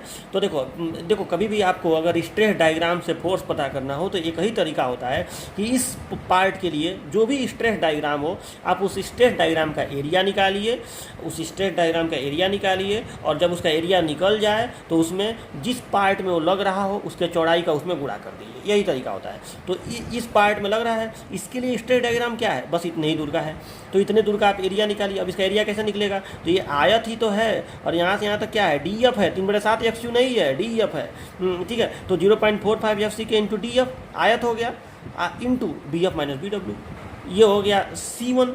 समझ में आया ना? तो ये कितना हो गया, 0.45 FCK, 0.45 FCK इंटू DF आयत का क्षेत्रफल, इंटू BF माइनस BW, ये हो गया आपका C1 का मान, compressive force taken by flange portion. अच्छा, इसी तरह से compressive force taken by web portion कितना हो जाएगा? Compressive force taken by web, चलो इसको मैं नाम दे रहा हूँ C2। तो ये C2 कितना हो जाएगा? तो देखिए C2 निकालने के लिए आपको इस पूरे पैराबोला का एरिया निकालना पड़ेगा, क्योंकि इसमें तो पूरा ऊपर से नीचे तक का स्ट्रेस आएगा, और उस एरिया में आपको BW का गुणा करना पड़ेगा। अब देखो इसका एरिया मैं पहले ही आपको जब क्लास में पढ़ाया था तो पूरे का एरिया तो पहले ही बता चुका था, कितना आता है, 0.36 FCK इंटू XU, यही आता है। उसमें गुणा किसका कर देंगे? BW का। देखो ये जो स्ट्रेस है ये BW पोर्शन के लिए है, तो चौड़ाई का गुणा कर देंगे। तो इसको ऐसे लिख देंगे आप लोग, कैसे लिख देंगे, 0.36 FCK और BW इंटू XU। समझ में आया कि नहीं? ये 0.36 FCK इंटू XU एरिया है, BW को पहले लिख दिया हूँ, तो याद करने में ऐसा आसानी रहता है। तो 0.36 FCK BW इंटू XU। तो बताइए C1 और C2 निकल गया कि नहीं? ये हो गया 0.45 FCK DF into BF minus BW, और 0.36 FCK BW इंटू XU। अब देखिए आप इस सब फॉर्मूला रटेंगे ना तो फंसे रहेंगे। जब आप समझे रहेंगे कॉन्सेप्ट कि अच्छा इस केस में ये कैसे आया है, क्योंकि इसमें रेक्टेंगल को माना गया है और इसमें इस पूरे को माना गया है, तो आपको ये समझने में दिक्कत नहीं होगा। और ये देखिए ये जो C1 है ये कहाँ काम करेगा? तो इस एरिया का जो रेक्टेंगुलर वाला एरिया है उसके आधे पर, यानी DF/2, यानी DF/2। तो यहाँ पे आप लिख सकते हैं कि ये जो फोर्स है ये DF/2 पे काम करेगा, और ये फोर्स कहाँ पे काम करेगा? तो ये फोर्स काम करेगा ऊपर से 0.42 XU पर, ठीक है। यहाँ पे आप बगल में बता सकते हैं कि यह फोर्स, तो देखिए मैंने यहाँ पे लिख दिया कि ये जो फोर्स है यह फोर्स ऊपर से, इसी के नीचे लिख दीजिएगा, यह फोर्स ऊपर से DF/2 पर काम करेगा, ठीक है। और यह फोर्स कहाँ पे काम करेगा? ऊपर से 0.42 XU पे काम करेगा। ये आपको समझ में आया ना कैसे? चलो ये हो गया, यानी आपने ये निकाल दिया, ठीक है। तो ये C1 और C2 तो निकल गया, इन दोनों को जोड़ देंगे तो CU हो जाएगा। बात समझ रहे हैं ना? मान लो कि यहाँ पे कहीं C1 काम कर रहा है, यहाँ पे, ठीक है, यहाँ पे कहीं C2 काम कर रहा है, यहाँ पे, ठीक है। ये ऊपर से DF/2 पर 0.42 XU पर, इन दोनों को आप जोड़ देंगे C1 और C2 को, तो वो CU हो जाएगा, यानी टोटल कंप्रेसिव फोर्स ये हो जाएगा, ठीक है। जो टी बीम को ऊपरी पोर्शन में लिया जाएगा, टोटल कंप्रेसिव फोर्स CU हो जाएगा। और नीचे का TU आपको मालूम ही है कितना होता है, 0.87 FY/AST, वो तो उतना ही होगा, ठीक है। तो ये आपको समझ में आया होगा कि ठीक है। तो यहाँ पे आप चाहें तो ये C1 C2 यहाँ पे दिखा भी सकते हैं कि ठीक है, इसके बीच में दिखाइएगा, ये इसके बीच में थोड़ा सा बनाते समय फिगर को भी ध्यान देते हैं कि ये C1 और C2 को तो आप ऐसे दिखा सकते हैं, है ना समझ में? चलो, तो C1 क्या है, यहाँ पे C1 का फुल फॉर्म यहाँ पे बताया गया है। चलो, तो ये हो गया। अब देखिए हमको तो निकालना है मोमेंट ऑफ रेजिस्टेंस, लेकिन आपको पता है कि मोमेंट ऑफ रेजिस्टेंस जब तक न्यूट्रल एक्सिस नहीं पता रहेगा नहीं निकलेगा। तो पहले न्यूट्रल एक्सिस निकाला जाए, ठीक है। इसलिए जब C1 C2 निकल गया तो हम न्यूट्रल एक्सिस निकालते हैं। डेप्थ ऑफ न्यूट्रल एक्सिस, ये कैसे निकलेगा? डेप्थ ऑफ न्यूट्रल एक्सिस, ठीक है। इसके लिए वही काम हमेशा करना पड़ेगा जब लिमिट स्टेट मेथड है, तो CU बराबर आप TU कर दीजिए। लेकिन CU के जगह पे क्या लिखेंगे? तो C1 प्लस C2 लिखेंगे, और TU के जगह पे क्या लिखेंगे? तो इसके जगह पे 0.87 FY इंटू AST लिखेंगे। इसका तो वही फार्मूला होता है TU का। अच्छा, अब C1 C2 का आपको पूरा पता ही चल चुका है कि C1 C2 का फार्मूला क्या है।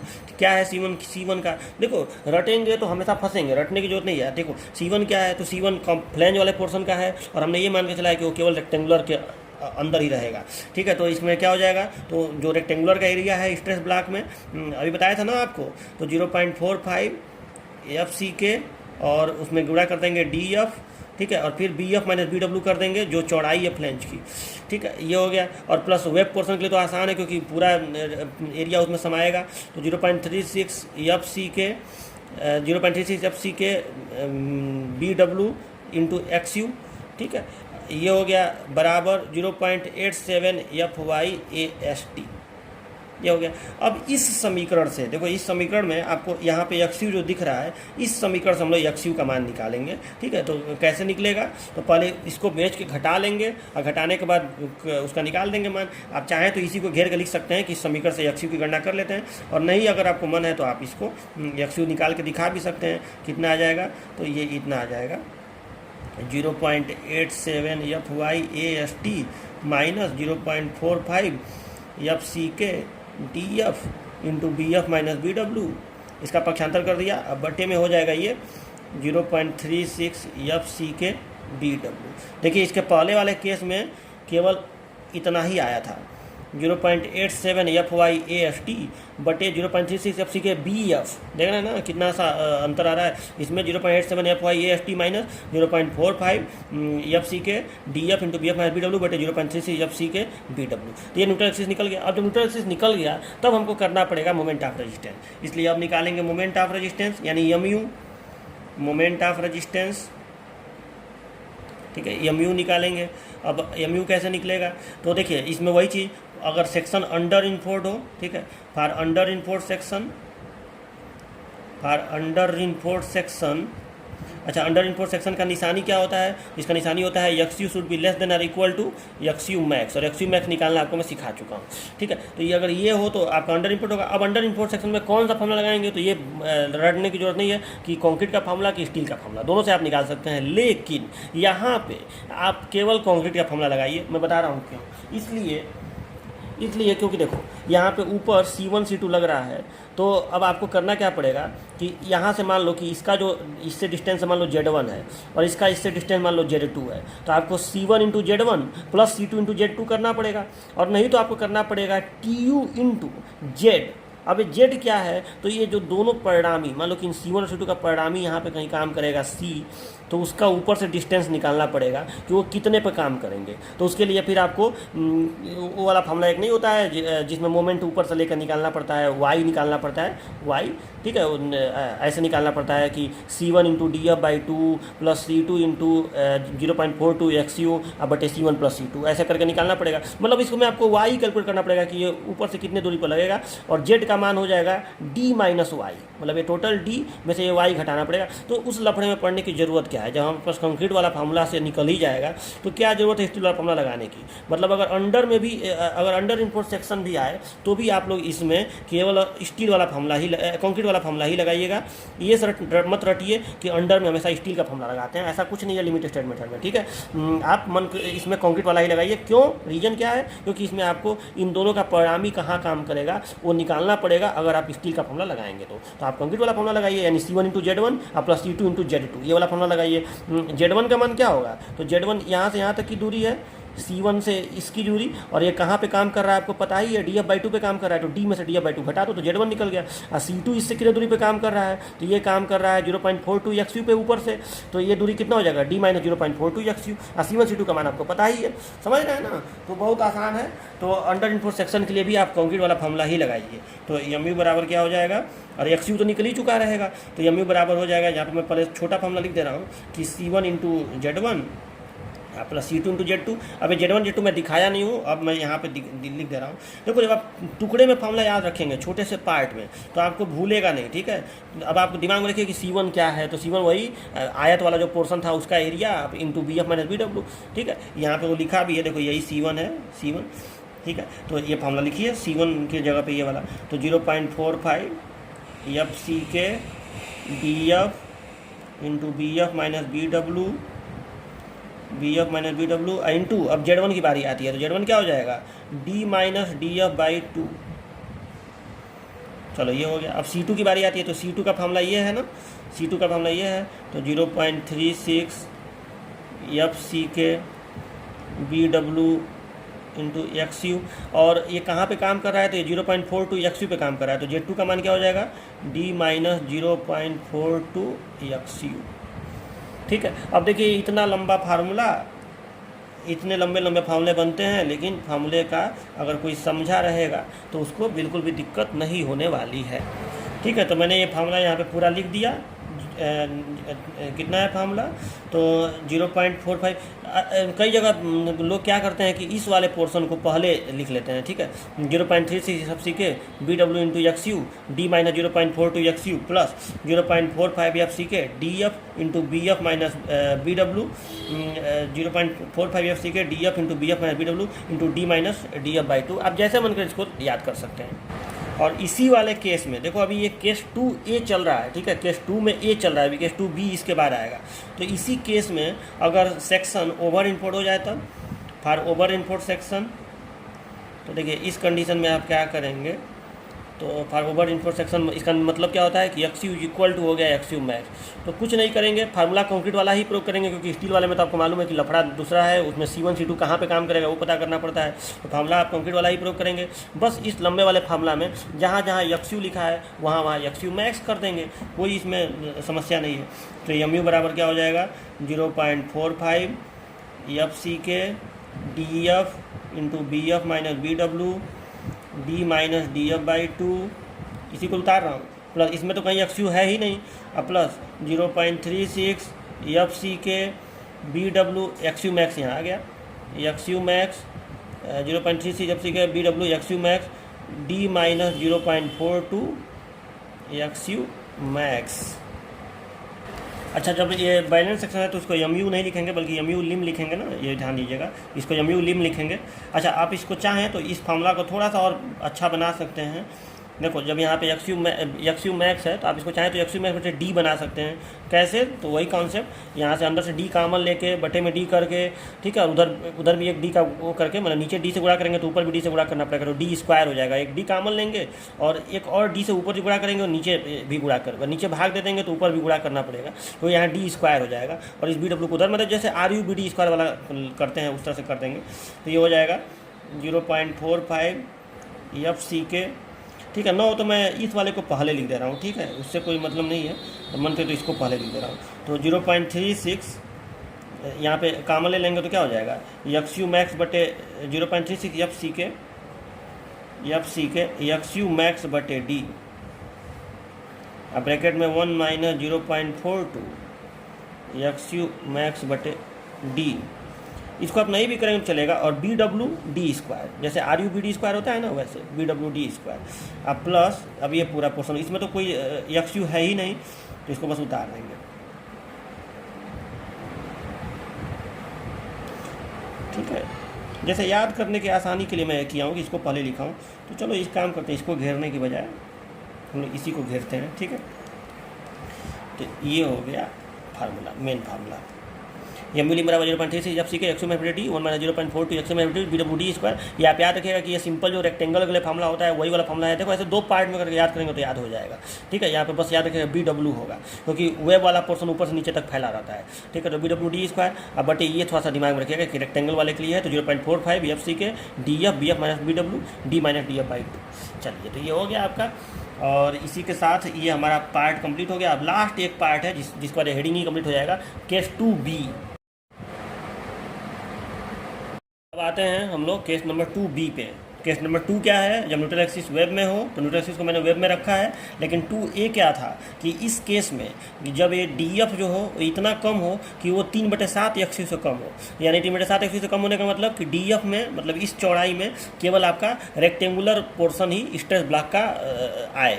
ठीक है, लेकिन अब हमको ये लेके चलना है कि DF का मान 3/7 एक्सिस से ज़्यादा हो, यानी अब इस पोर्शन में हमारा कुछ हिस्सा रेक्टेंगुलर का भी आएगा स्ट्रेस ब्लॉक का, और कुछ हिस्सा पैराबोलिक का भी आएगा। इसको आप यहाँ से समझ सकते हैं। देखो ये DF है, तो आप देखिए ये, इसको मैं इधर थोड़ा सा इधर ले जाइए, यही है यहाँ पे। ठीक है, तो ये जो पोर्शन आपको दिख रहा है, ये इसको मैं अगर इसमें टच कराऊँ स्ट्रेस ब्लॉक में, तो आप देखिए तो यहाँ से यहाँ तक ये पैराबोलिक है। पैराबोलिक वाले का डेप्थ होता है 4/7 एक्सयू और ये होता है 3/7 एक्सयू रेक्टेंगल वाले का सीधा जो होता है।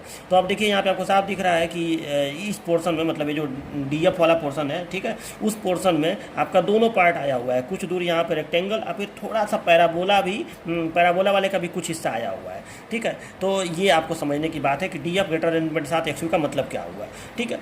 अब यहाँ पे देखिए तो फिर हमें वही चीज़, ये तो सब आपको समझ में आ ही रहा होगा, BF है, DF है, न्यूट्रैक्स की गहराई XU है, AST है, ये BW है। अब इसको हमने दो पार्ट में तोड़ दिया।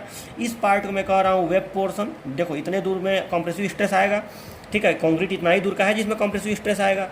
तो अब इस पार्ट को मैं कह रहा हूँ वेब पोर्शन, जिसको मैं यहाँ दिखाया हूँ। इसकी चौड़ाई BW हो जाएगी, ये नीचे से ऊपर तक होगा, मतलब एक रेक्टेंगल ये हो गया और दूसरा रेक्टेंगल ये टुकड़ा और ये टुकड़ा, इन दोनों को जोड़ के एक साथ मैं यहाँ पे बना दिया, ठीक है। इसका चौड़ाई कितना हो जाएगा, तो BF में से ये BW कम हो जाएगा, तो BF माइनस BW। अब इस टुकड़े में ये फ्लैंज पोर्शन है, इस टुकड़े में दोनों, मतलब रेक्टेंगल पूरा का पूरा आ रहा है, रेक्टेंगल वाला स्ट्रेस, और फिर थोड़ा सा पैराबोला वाला स्ट्रेस भी आ रहा है, ये ध्यान दीजिएगा। चलो, जबकि इस पार्ट में पूरा रेक्टेंगल पूरा पैराबोला इस पार्ट में। तो ये पार्ट तो डील करना आसान है, इसको थोड़ा सा डील करना भारी है। तो मैं बता रहा हूँ कैसे ये होगा। तो सबसे पहले मैं बता रहा हूँ कि C1 C2 निकालना पड़ेगा। जाहिर सी बात है, इस पूरे पोर्शन में, मतलब ये जो वेब पोर्शन है, इसमें सबसे पहले रेक्टेंगल स्ट्रेस आ रहा है और फिर पैराबोलिक स्ट्रेस आ रहा है, मतलब पूरा का पूरा स्ट्रेस इसमें आ रहा है। जबकि इस पार्ट में, मतलब इस पार्ट में क्या हो रहा है, तो इस पार्ट में थोड़ा सा रेक्टेंगल आ रहा है, रेक्टेंगल पूरा आ रहा है इसमें, और थोड़ा सा पैराबोला आ रहा है, बस थोड़ा सा, पूरा पैराबोला नहीं आ रहा है, ठीक है। ऐसे इसमें हो रहा है। तो ये इसका हो गया, मतलब समझ में आया ना। तो चलो अब हमें क्या करना पड़ेगा कि सबसे पहले हमें इसका ये कितना कंप्रेसिव फोर्स ग्रहण करेगा और उसका फोर्स कहाँ पे लगेगा ये पता करना पड़ेगा, और ये कितना कंप्रेसिव फोर्स ग्रहण करेगा उसका फोर्स कहाँ पे लगेगा ये पता करना पड़ेगा। चलो, इसके फोर्स को मैं C1 लिख दे रहा हूँ, इसके फोर्स को C2 लिख दे रहा हूँ। उससे कन्फ्यूज मत होगा, पिछली बार मैं इसको C1 कहा था, इसको C2 कहा था, उससे कोई मतलब नहीं है। इस बार मैं इसी को C1 कह रहा हूँ, उससे क्या दिक्कत है। चलो, तो इसका फोर्स निकाल रहा हूँ और इसका फोर्स निकाल रहा हूँ। तो shear force taken by web portion, shear force नहीं, compressive force taken by web portion, ठीक है। Compressive force taken by web portion, web portion, ठीक है। मैं मतलब C1 निकालने जा रहा हूँ, ठीक है। इसको मैं C1 बोल रहा हूँ ना, तो इसको मैं C1 बोल रहा हूँ। C1 इज इक्वल टू कितना हो जाएगा, तो इतने दूर का, ये जो पूरा पोर्शन है, इतने दूर का स्ट्रेस ब्लॉक ये है, इसका एरिया निकाल दो। तो इस पूरे का एरिया का तो सब लोग को सबको मालूम होता है कि 0.36 FCK इंटू XU होता है। तो 0.36 FCK इंटू XU, और उसमें गुणा किसका कर देंगे, तो ये डायग्राम किस में लग रहा है, BW वाले चौड़ाई पर लग रहा है, तो BW का गुणा कर दो। तो 0.36 FCK BW इंटू XU, और ये काम कहाँ पे करेगा, यह फोर्स ऊपर से 0.42 XU पे काम करेगा, मतलब कहीं यहाँ पे ये काम करेगा। ऊपर से क्या कहाँ पे काम करेगा, C1 0.42 XU पे काम करेगा, ठीक है। तो यह फोर्स ऊपर से 0.42 XU पर कार्य करता है। चलो, ये हो गया। अच्छा, इसी तरह से अब आप बताइए कि compressive force taken by flange portion, compressive force taken by flange portion. तो देखो, इसका निकाले, इसको मैं C2 बोल रहा हूँ। चलो, तो C2 जब मैं इसको बोल रहा हूँ, तो C2 का मतलब कि यहाँ पे अब देखो, C2 में थोड़ा सा दिक्कत ये है कि C2 में कुछ ये पूरा का पूरा रेक्टेंगल अब प्लस इतने दूर का ये पैराबोला, इतने दूर का ये पैराबोला, ठीक है। तो अब ये दो तरह का पोर्शन है। तो अब इसका एरिया हम कैसे निकालेंगे, इसका एरिया निकालना भारी काम है। उस एरिया को निकाल के BF माइनस BW में करना पड़ेगा। तो देखो, इस समस्या को दूर करने के लिए कोड ने एक काम किया है। कोड ने ये बोला है कि इस DF चौड़ाई, जो ये DF गहराई है फ्लैंज का, इस DF में ना ऐसा स्ट्रेस काम कर रहा है कि कुछ दूर रेक्टेंगल और कुछ दूर पैराबोला। उन्होंने ये कहा है कोड ने कि नहीं, अब इसका तो भाई जाहिर सी बात है, एरिया निकालना भारी काम हो गया इतने दूर का। तो उन्होंने कोड ने ये बोला है कि आप इस समस्या को दूर करने के लिए क्या करिए कि फ्लैंज की चौड़ाई को मॉडिफाई कर दीजिए। मतलब फ्लैंज की चौड़ाई जो है, फ्लैंज का जो थिकनेस जिसको कहा जाता है, ये जो थिकनेस है फ्लैंज का, या इसको डेप्थ भी आप कह सकते हैं, DF, इसको आप मॉडिफाई कर दीजिए। आप ये डेप्थ प्रयोग ही मत करिए, आप एक दूसरा डेप्थ प्रयोग करिए जिसमें केवल और केवल रेक्टेंगुलर स्ट्रेस ही आए। समझ रहे बात को, मतलब केवल और केवल रेक्टेंगुलर, मतलब केवल और केवल रेक्टेंगुलर वाला स्ट्रेस ही आए, मतलब 0.45 FCK ही आए, ठीक है। हर जगह ये ना हो कि यहाँ से ये थोड़ा सा कम होना शुरू हो जाए। लेकिन जाहिर सी बात है 0.45 FCK तो यहीं तक आ रहा है, इतने ही दूर के चौड़ाई में आ रहा है। तो उन्होंने ये नहीं कहा है कोड ने कि आप वही चौड़ाई लीजिए जिसमें 0.45 FCK है। उन्होंने ये कहा है कि आप DF को मॉडिफाई कर दीजिए, ठीक है, और उसको उन्होंने नाम दिया है मॉडिफाइड थिकनेस ऑफ फ्लैंज। ठीक है, बात को समझिए, उन्होंने नाम दिया है मॉडिफाइड थिकनेस ऑफ फ्लैंज और उसको उन्होंने बोला है YF। क्या बोला है? YF। तो कोड देखो, कोड के जो लोग बनाते हैं वो लोग आपके काम को आसान करने की कोशिश करते हैं। तो उन्होंने ये कहा है कि आप यहाँ पे DF का प्रयोग मत करिए, आप YF का प्रयोग करिए। YF क्या है? तो ये है मॉडिफाइड थिकनेस ऑफ फ्लैंज। और इस YF में आप ये मान के चलिए कि YF गहराई का जब फ्लैंज होगा तो उसमें पूरा का पूरा 0.45 FCK, मतलब एकदम रेक्टेंगुलर स्ट्रेस ही पूरे पे आएगा, पूरे के पूरे पर एकदम रेक्टेंगुलर स्ट्रेस, या का पैराबोला नहीं आएगा, ये उन्होंने बोला है। तो अब ये जो YF है इसका सूत्र उन्होंने क्या दिया है कि YF का आप कैसे निकालेंगे, तो इसका कैसे निकालेंगे, आप 65% चौड़ाई ले लेंगे DF का, ठीक, और 15% 0.15 हो गया आप ले लेंगे XU का। मतलब उन्होंने ये बोला है कि आप 0.65 DF प्लस 0.15 XU करके और आप एक नया थिकनेस निकालेंगे जिसको आप कहेंगे मॉडिफाइड थिकनेस ऑफ फ्लैंज, ठीक है। और इसके लिए, और इसमें आप यही मान के चलेंगे कि इसमें हर जगह रेक्टेंगुलर वाला स्ट्रेस यानी 0.45 FCK स्ट्रेस इसमें है, यही आप मान के चलेंगे, ठीक है। अब इसका कोई डेरिवेशन नहीं है, ये नहीं है कि आप इसका कोई डेरिवेशन मिलेगा कि YF यहाँ ये कैसे आ गया, बस ये कोडल प्रोविजन है जो उन्होंने एक्सपीरियंस के हिसाब से या रिसर्च करके उन्होंने आपके काम को आसान बनाने के लिए दिया है, ठीक है। मतलब आप DF का प्रयोग नहीं करेंगे, DF में कुछ दूर रेक्टेंगल है, कुछ दूर पैराबोला है, आप इसका भी प्रयोग नहीं करेंगे, केवल यहाँ से यहाँ तक आप एक नया थिकनेस YF का प्रयोग करेंगे जिसमें ये मान के चला जाएगा कि हाँ इसमें 0.45 FCK स्ट्रेस ही है, ठीक है। कैसे YF निकालेंगे? तो DF का 65% और XU का 15%, यानी 0.65 DF प्लस 0.15 XU, और इसमें हर जगह यही स्ट्रेस काम करेगा, ठीक है। तो अब इसको समझिए, तो C2 कैसे निकलेगा? तो अब तो C2 का काम आसान हो गया ना। अब C2 कैसे निकलेगा? तब आपको केवल इस स्ट्रेस के एरिया को निकाल देना है, यानी स्ट्रेस ब्लॉक के एरिया को, तो 0.45 FCK इंटू YF। अब आपको DF का प्रयोग नहीं करना है, YF का प्रयोग करना है, ठीक है। तो इसका एरिया कैसे निकलेगा? तो 0.45 FCK इंटू YF, ठीक है, 0.45 FCK इंटू YF। ये बात आपको समझ में आया कि नहीं? और अब ये हो गया स्ट्रेस डायग्राम का एरिया, और इस एरिया में जब आप गुणा कर देंगे BF माइनस BW का, क्योंकि देखो चौड़ाई तो वही रहेगी जो पहले है, बस आप इसको DF न लेके अब YF आप ले रहे हैं, ठीक है। तो आप इसमें 0.45 FCK इंटू YF, ये तो हो गया। अभी आपको बल प्राप्त करना है ना, तो बल प्राप्त करने के लिए डायग्राम का एरिया तो हो गया और उसमें गुणा कर देंगे चौड़ाई का, तो BF माइनस BW। तो ये हो गया आपका C2 का फार्मूला, ठीक है। और ये कहाँ पे काम करेगा? तो यह फोर्स काम करेगा, यह फोर्स, अब चूंकि YF, तो जो YF है, मतलब आपने इस डायग्राम को मान लिया कि डायग्राम सीधा ऐसे आ रहा है YF दूरी तक, YF गहराई तक ये डायग्राम आ रहा है। अब YF क्या है? तो YF न तो ये पूरा DF ही है और न तो ये यहाँ से यहीं तक है, 3/7 XU के बराबर। ये बीच का कुछ है, यहाँ से यहाँ तक हो सकता है, ये गहराई जो है ये YF, ठीक है, वो कोड ने अपने हिसाब से दिया है रिसर्च करके। तो अब ये चूँकि आपने तो YF पोर्शन में मान लिया कि स्ट्रेस केवल रेक्टेंगल है, तो आधे पे काम करेगा, जाहिर सी बात है, रेक्टेंगल का सेंट्रॉइड आधे पे होता है, तो YF/2 पे काम करेगा। तो यह फोर्स ऊपर से YF/2 पर कार्य करेगा, ये ध्यान रखिएगा, YF/2 पर कार्य करेगा।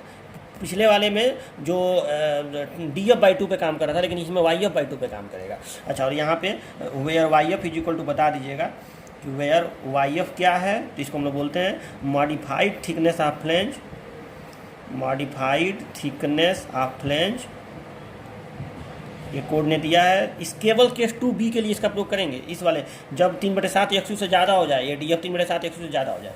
अच्छा, इसका सूत्र क्या दिया उन्होंने? तो 0.65 DF प्लस 0.15 XU, ये उन्होंने दिया है YF।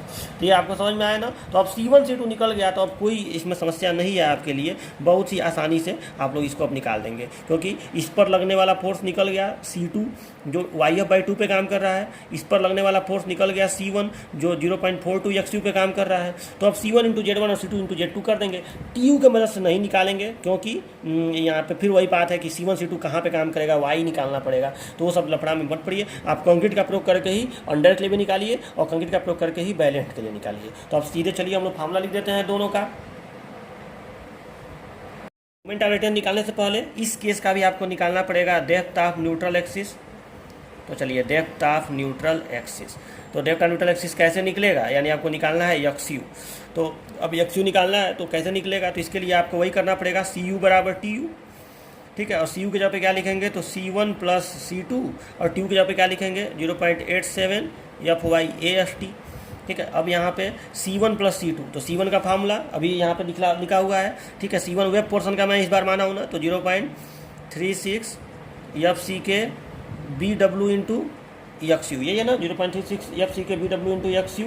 और C2 का फार्मूला क्या है, तो C2 का फार्मूला वो उसको आयत माना गया है, तो 0.45 FCK इंटू YF हो जाएगा ना, 0.45 FCK into YF into BF minus BW, क्योंकि ये फ्लैंज पोर्शन का है तो उसकी चौड़ाई, और बराबर हो गया ये 0.87 FYAST, ठीक है। अब इस समीकरण का हम लोग प्रयोग करके और निकालेंगे एक्स यू। तो इसमें देखिए एक्स यू यहाँ पे है, लेकिन ये वाई एफ जो है इसमें भी एक्स यू है, तो देखो अब इस सूत्र को आप ऐसे लिखेंगे 0.36 FCK BW into x U plus 0.45 FCK, और वाई एफ का सूत्र क्या है, तो वाई एफ का सूत्र है 0.65 DF प्लस 0.15 XU ना, 0.15 XU into BF minus BW। एक काम को थोड़ा सा इसको इधर से लिखने दो, ठीक है, यहाँ से, तो 0.36 FCK BW into XU plus 0.45 FCK, और ये हो गया 0.65 YF के जगह पे 0.65 DF plus 0.45 XU into BF minus BW is equal to 0.87 FY into AST, ठीक है। इतना लंबा फार्मूला बना किसके लिए, XU के लिए, मोमेंट ऑफ इनर्शिया का नहीं है। अब इस समीकरण में देखो, इस समीकरण में केवल एक ही अज्ञात राशि XU है, BFC आपको पता ही रहेगा, BW पता ही रहेगा, FCK पता ही रहेगा, DF पता ही रहेगा, XU निकालना है, BF BW पता ही रहेगा, FY पता ही रहेगा, ST केवल XU। तो अब इस समीकरण में हम XU का फार्मूला नहीं लिखेंगे, बस लिख दे रहा हूँ कि इस समीकरण से XU की गणना कर लेते हैं। इस समीकरण से XU की गणना, एक अज्ञात राशि तो निकल तो जेबे करेगा, और वो द्विघात समीकरण नहीं बनेगा, लीनियर इक्वेशन बनेगा, ठीक है, उसको आप पक्षांतर वगैरह करके निकाल लीजिएगा। तो XU की गणना कर लेते हैं। अब XU जब निकल गया तब निकालेंगे हम लोग मोमेंट ऑफ रेजिस्टेंस अंडर के लिए और ओवर के लिए। तो अब लास्ट काम कर दिया जाए, मोमेंट ऑफ रेजिस्टेंस का सूत्र लिख दिया जाए। तो देखिए मोमेंट ऑफ रेजिस्टेंस, ठीक है, फॉर अंडर इनफोर्स सेक्शन, तो इसमें क्या हो जाएगा C1 into Z1 plus C2 into Z2। तो चलो इसका विस्तार करो, तो लंबा सा सूत्र क्या बनेगा, तो C1 का फार्मूला क्या है, ठीक है, तो C1 का फार्मूला है 0.36 FCK 0.36 FCK BW into XU निकला है अभी एक लंबे वाले समीकरण से, 0.36 FCK BW इंटू XU। ये काम कहाँ पे करता है, ये फोर्स 0.42 XU पे, तो D माइनस 0.42 XU। ये सब आपको समझ में आ रहा होगा, रटेंगे तो फंसेंगे, समझेंगे तो तैयार कर लेंगे। तो ठीक है, तो C2 का फार्मूला क्या होगा, तो C2 वही रेक्टेंगल वाला पोर्शन, लेकिन उसमें YF कंसीडर करते हैं। तो यहाँ पे क्या हो जाएगा 0.45 FCK 0.45 FCK इंटू YF, ठीक है, और ये हो गया इंटू BF माइनस BW। जब करेंगे तब ना ये बल बनेगा, और ये काम कहाँ पे करेगा, तो ये इंटू या यहाँ पे, ठीक है, इंटू ये काम कहाँ पे करेगा YF/2 पे। तो ये लीवर आर्म कितना हो जाएगा D माइनस YF/2, ठीक है, ये आपको समझ में आया ना, इंटू है यहाँ पे, इंटू D माइनस YF/2। तो ये फार्मूला हो गया अंडर इनफोर्स सेक्शन के मोमेंट ऑफ रेजिस्टेंस का, ठीक है, अंडर इनफोर्स सेक्शन के मोमेंट ऑफ रेजिस्टेंस का ये फार्मूला हो गया। YF भी लिख दे रहा हूँ यहाँ पे, YF क्या है, तो 0.65 DF प्लस 0.15 XU, ठीक है, क्योंकि YF तो निकालना पड़ेगा ना DF और XU की मदद से। ठीक हो गया। अब चलो अब लास्ट काम कर दिया जाए कि फॉर बैलेंड या ओवर इनफोर्स सेक्शन। अच्छा, इसको ऐसे भी लिख सकते हैं ना कि XU less than XU max होता है, तो ये होता है, ठीक है। अच्छा, फॉर बैलेंड या ओवर इनफोर्स सेक्शन होता है, फॉर बैलेंड या ओवर इनफोर्स सेक्शन, यानी, और इसमें क्या होता है XU, इसमें इक्वल टू भी हो सकता है, नहीं equal to XU less than XU max होता है, इक्वल टू का तो बैलेंड हो जाएगा, तो इसमें XU equal to XU max होता है, ठीक है। तो चलो XU equal to XU max, तो इस वाले में MU लिम बोलते हैं ना, MU लिम, तो MU लिम का फॉर्मूला क्या होगा, तो जहाँ जहाँ XU लगा है वहाँ XU मैक्स लिख दीजिए। तो हमको तो लग रहा है कि देखो इसमें भी XU मैक्स आएगा, देखो या YF के फॉर्मूला में भी कहीं ना कहीं XU मैक्स रहेगा, तो अब आप देख लीजिएगा।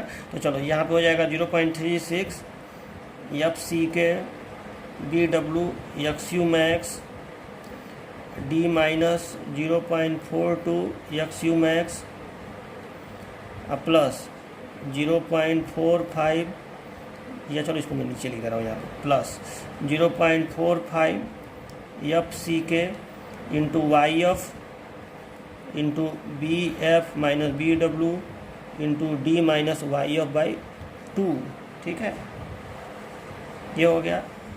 और where Y F is equal to, देखो 0.65 D F plus 0.15 X you max, ठीक है, क्योंकि ये बैलेंस सेक्शन है ना, इसलिए। तो चलो ये आपका हो गया। अच्छा, अब इसमें आप चाहें तो फिर R you B D square वाला टर्म इसमें ला सकते हैं। कैसे? इसको लिख सकते हैं 0.36 F C K X you max बटे डी इंटू ब्रैकेट में 1 माइनस 0.42 एक्स यू मैक्स बटे D B W D square, ऐसे कर सकते हैं। तो चलिए छोड़िए, उतना तो आप कर भी लेंगे, R you B D square के रूप में इसको ला सकते हैं, तो छोड़िए उतना।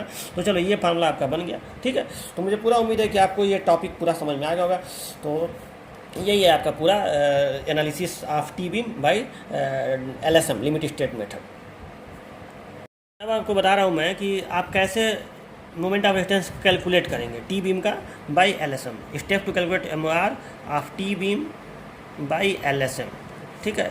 कैसे आप इसको स्टेप के रूप में कैसे न्यूमेरिकल आएगा तो सॉल्व करेंगे, ये भी देख लीजिए। और ये इंपॉर्टेंट है क्योंकि न्यूमेरिकल ही तो मेन आता है। तो देखिए अब यहाँ पे आप क्या करेंगे, देखो पहले ये देख लीजिए क्या क्या आपको इसमें दिया रहेगा। तो देखो ये तो निश्चित है कि आपको DF दिया रहेगा, आपको BW दिया रहेगा, आपको D दिया रहेगा, total depth of T beam, ठीक है, ये दिया रहेगा।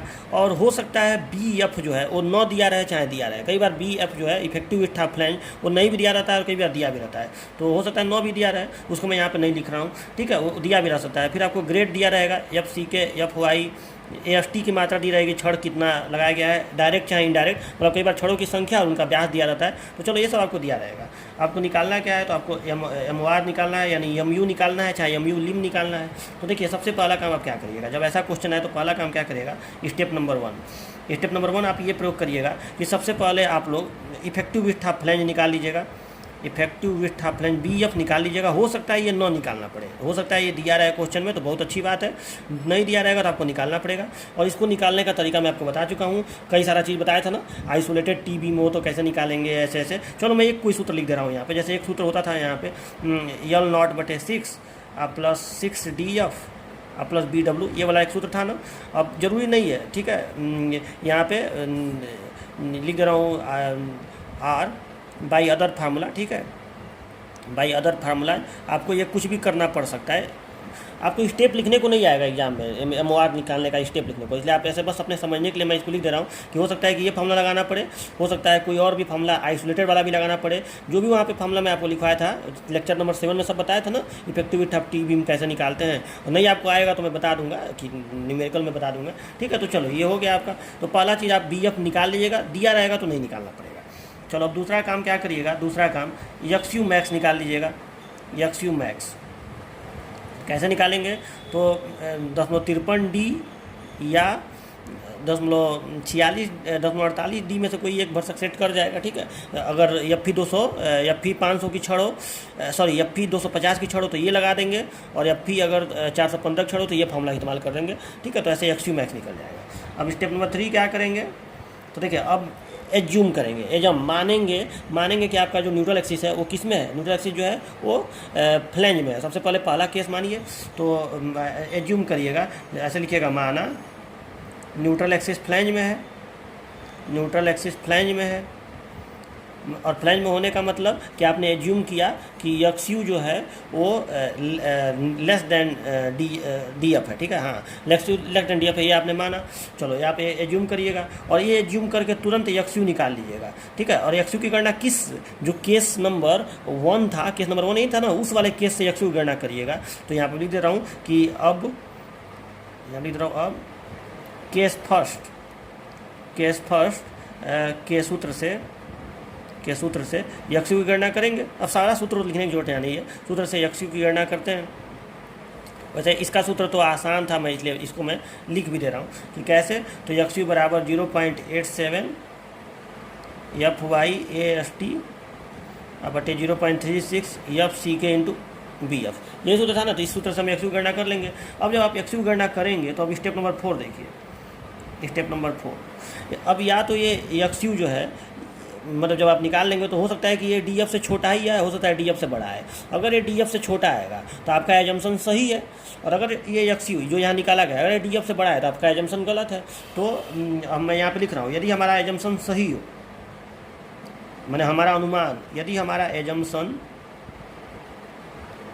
ठीक है, यदि हमारा एजम्पशन सही हो, ठीक है, मतलब न्यूट्रल एक्सिस फ्लैंज में हो, ठीक है, यदि हमारा एजम्पशन सही हो तो उस कंडीशन में हम एम यू निकालेंगे किस सूत्र से, केस फर्स्ट के सूत्र से। तो एम यू की गणना केस फर्स्ट के सूत्र से करेंगे। समझ में आ रहा है ना, केस फर्स्ट के सूत्र से आप गणना करेंगे। और उसमें भी देख लीजिएगा कि केस फर्स्ट में भी कौन सा सूत्र लगाएंगे, अंडर वाला लगाएंगे कि बैलेंड वाला लगाएंगे। तो अब देखो ये एक्स यू आपका निकला रहेगा, अब इस एक्स यू की तुलना इससे कर लीजिएगा, ठीक है, एक्स यू मैक्स से तुलना कर लीजिएगा। यदि X U less than X you max हो तो लगा दीजिएगा अंडर वाला फार्मूला, और अगर X U is equal to X you max हो तो लगा दीजिएगा कौन सा फार्मूला, बैलेंड वाला फार्मूला, ठीक है। तो ये इतना आप समझाने की जरूरत नहीं है। अगर एजम्पशन सही हो तो केस फर्स्ट का सूत्र लगाना है, उनमें जो सूत्र आपका सेट करेगा अंडर चाहे बैलेंड वाला वो सूत्र लगा देंगे। लेकिन एजम्पशन गलत हो तब ये भी तो देखना पड़ेगा कि अगर हमारा एजम्पशन गलत हो तब क्या करेंगे। तो उसका देखिए, उसके लिए क्या करेंगे कि हमारा इसी स्टेप के बाद ये न्यूमेरिकल सॉल्व हो जाए। मतलब अगर हमारा एजम्पशन सही आ गया तो बस इसी के बाद हमारा आंसर हो गया, बात खत्म, आगे बढ़ना ही नहीं पड़ेगा। लेकिन एजम्पशन गलत आएगा तो उस कंडीशन में ये स्टेप तो फॉलो होगा ही नहीं, आपका नया स्टेप फॉलो होगा जिसको मैं स्टेप 5 लिख रहा हूँ। लेकिन अब ये नहीं कि आप, बहुत बच्चे ये सोचते हैं कि स्टेप 4 भी लगाना पड़ेगा। अरे भाई, जब एजम्पशन गलत आ गया तो इस स्टेप को आप प्रयोग ही नहीं करेंगे, अब इसके जगह पर स्टेप 5 प्रयोग करेंगे, ये समझिएगा, ठीक है। तो चलो स्टेप 5 देखिए क्या होगा। देखिए, यदि हमारा एजम्पशन गलत हो जाए, गलत होने का मतलब कि हमने माना था कि फ्लैंज में हो लेकिन हमारा आ गया वेब में, कैसे पता चलेगा। तो हम एक्स यू जब इस सूत्र से निकालेंगे, हम फ्लैंज वाले सूत्र से जब एक्स यू निकालेंगे, और अगर ये एक्स यू बड़ा आ गया डी एफ से, डी एफ तो हमको दिया ही रहेगा, तो अगर ये डी एफ से बड़ा आ गया मतलब एक्स यू डी एफ से बड़ा हो गया तो न्यूट्रल वेब में चला जाएगा। तब क्या करेंगे, तो जब न्यूट्रल वेब में चला जाएगा तो उस कंडीशन में फिर से देखिए, अब फिर से हम एक चीज़ मानेंगे, हम मानेंगे ये कि हम ये मानेंगे कि तो माना, फिर इसमें एक एजम्पशन माना, मतलब एजम्पशन, फिर एक अनुमान लगाएंगे कि माना कि जो डी एफ है वो less than are equal to है 3/7 एक्स यू। अब देखो फिर नया चीज़, जो हमारा एक्स यू निकला रहेगा, ठीक है, इस वाले फार्मूला से यहाँ पे एक्स यू निकल रहा है, देखिए यहाँ पे एक्स यू निकल रहा है इस फार्मूला से, ठीक है। तो जब हमारा एक्स यू निकला रहेगा तो उसके बाद हम क्या करेंगे कि हम फिर से अनुमान लगाएंगे कि मतलब हमारा आ गया कि हाँ एक्स यू जो है हमारा अनुमान गलत है, हमारा न्यूट्रल एक्सिस चला गया उसमें वेब में चला गया, तो वेब में चला गया तो फिर हम एक अनुमान लगाएंगे कि D f is less then 3/7 x you है, ठीक है। मतलब हम 3/7 एक्स यू कैसे अनुमान लगाएंगे, एक्स यू जो निकला है उसमें 3/7 का गुणा कर देंगे। अब जो आएगा उसका डी एफ से देख लेंगे कि डी एफ छोटा है इससे कि बड़ा है, ठीक है। तो हम पहले मतलब मानेंगे कि डी एफ जो है 3/7 एक्स यू से छोटा है, ठीक है। ये हम पहले देखो, बस ये अभी हम मान रहे हैं, अभी आप ध्यान से समझिए, मैं ये बोल रहा हूँ कि अगर हमारा एजम्पशन गलत आ जाए तो उस कंडीशन में हम क्या करेंगे कि न्यूट्रल एक्सिस वेब में चला गया और हम खाली ये मान रहे हैं, अभी भागो को नहीं देंगे, रुक जाओ, बस लिखेंगे कि माना D f is less then 3/7 x you, बस ये मान के चलेंगे। अब अभी रुक जाओ, अब इसके बाद क्या करेंगे, जब ये हो गया तो ये बताइए ये केस नंबर 2B ये केस नंबर 2A होता है कि नहीं। तो अब हम लोग केस 2A का प्रयोग करके और हम लोग न्यूट्रल एक्सिस की गहराई ज्ञात करेंगे। तो लिख रहा हूँ अब केस 2A के सूत्र से एक्स यू की गणना करेंगे। हाँ, ये ध्यान दीजिएगा, इस सूत्र से एक्स यू की गणना करते हैं, चलो ये हो गया। अब यहाँ सूत्र मैं लिख नहीं रहा हूँ, आप देख लीजिएगा केस 2A में एन का सूत्र क्या है, ठीक है। अच्छा, अब जब ये नया एक एक्स यू निकलेगा ना, फिर एक्स यू निकलेगा एक नया, तो अब स्टेप नंबर 6 देखिए, स्टेप नंबर 6, जब यहाँ पे एक्स यू निकलेगा तो अब हम लोग उस एक्स यू में इस 3/7 का गुणा करेंगे उस एक्स यू में, और अब ये देखेंगे कि जो डी एफ है वो जो गुणा करने पर आया है उससे छोटा आ रहा है या बड़ा आ रहा है। अगर छोटा आ गया या बराबर आ गया तो हमारा अनुमान सही है, फिर हमारा अनुमान सही है, और अगर नहीं ऐसा हुआ तो अनुमान गलत है। तो यदि हमारा अनुमान सही हो, ठीक है, अब यदि हमारा अनुमान सही हो, सब बात समझ रहे हैं कि नहीं, यदि हमारा अनुमान सही हो, ठीक है, सही होगा मतलब अर्थात यहाँ पर लिख दे रहा हूँ, अर्थात यदि हमारा अनुमान सही हो अर्थात D f is less then 3/7 x you हो, और ये एक्सयू, ये वाला एक्सयू जो गणना करने पर निकला है, ये ध्यान दीजिएगा। तो यदि हमारा अनुमान सही हो, अर्थात डी एफ लेस देन 3/7 एक्सयू हो तो हम क्या करेंगे, तो केस 2A के सूत्र से यम यू की गणना करते हैं, यम यू की गणना कर लेंगे, बात खत्म। और इसमें अब वही है, इसमें फिर 2 केस है, ठीक है। यदि X U is less than X U max, अब यहाँ पे एक्सयू के जगह पे कौन सा एक्सयू प्रयोग करेंगे, ठीक है। ये वाला एक्सयू नहीं प्रयोग करेंगे यहाँ पे, अब ये वाला एक्सयू नहीं प्रयोग करेंगे यहाँ पे प्रयोग करेंगे ये वाला एक्सयू जो ये निकला हुआ है। और एक्सयू मैक्स तो वही जो यहाँ पे शुरुआत में निकला हुआ है वही हर जगह रहेगा, एक्सयू मैक्स नहीं चेंज होगा, जो यहाँ पे स्टेप 2 में निकला हुआ है वही एक्सयू मैक्स होगा, ठीक है। तो फिर यहाँ पे एक्सयू की तुलना हम एक्सयू मैक्स से करेंगे, और अगर ये छोटा आ जाए तो इसी केस 2A का अंडर वाला सूत्र लगाएंगे, और अगर बड़ा आ जाए तो ओवर वाला सूत्र लगाएंगे, ठीक है। तो ये यहाँ पे मैं लिख दे रहा हूँ कि यदि X U less than X U max हो जाए तो अंडर वाला सूत्र लगाएंगे, और अगर X U is equal to X U max हो जाए तो ओवर वाला सूत्र लगाएंगे, सॉरी बैलेंड वाला सूत्र लगाएंगे। बैलेंड, ओवर तो इसमें होता नहीं है, बैलेंड, ठीक है, बैलेंड वाला सूत्र लगाएंगे। अगर ग्रेटर देन भी आ गया एक्सयू तो बैलेंड वाला सूत्र लगाएंगे। चलो, तो ये आपको समझ में आया ना। अब देखो, अब इस लास्ट स्टेप हमारा हो जाएगा, स्टेप नंबर 7वां, कि यदि हमारा अनुमान गलत हो, मतलब हमारा DF जो है वो ग्रेटर देन 3/7 एक्सयू हो, तब क्या होगा, ठीक है। तो इसको देखिए, यदि हमारा अनुमान गलत हो अर्थात एक्सयू इज ग्रेटर देन 3/, सॉरी एक्सयू नहीं, यहाँ पे ध्यान दीजिए, अनुमान गलत का मतलब कि DF ग्रेटर देन 3/7 एक्सयू हो, तब DF ग्रेटर देन 3/7 एक्सयू। और यहाँ पे एक्सयू कौन सा एक्सयू, जो यहाँ निकला हुआ है, जो आप अनुमान करके निकाले थे, ये वाला एक्सयू, केस 2A वाला सूत्र से जो एक्सयू निकाले थे, ठीक है। तो अगर उससे बड़ा आ गया, DF से बड़ा आ गया 3/7 एक्सयू, तो उस समय क्या करेंगे, तो केस 2B के सूत्र से फिर एक्सयू निकालेंगे, केस 2B के सूत्र से एक्सयू की गणना करते हैं,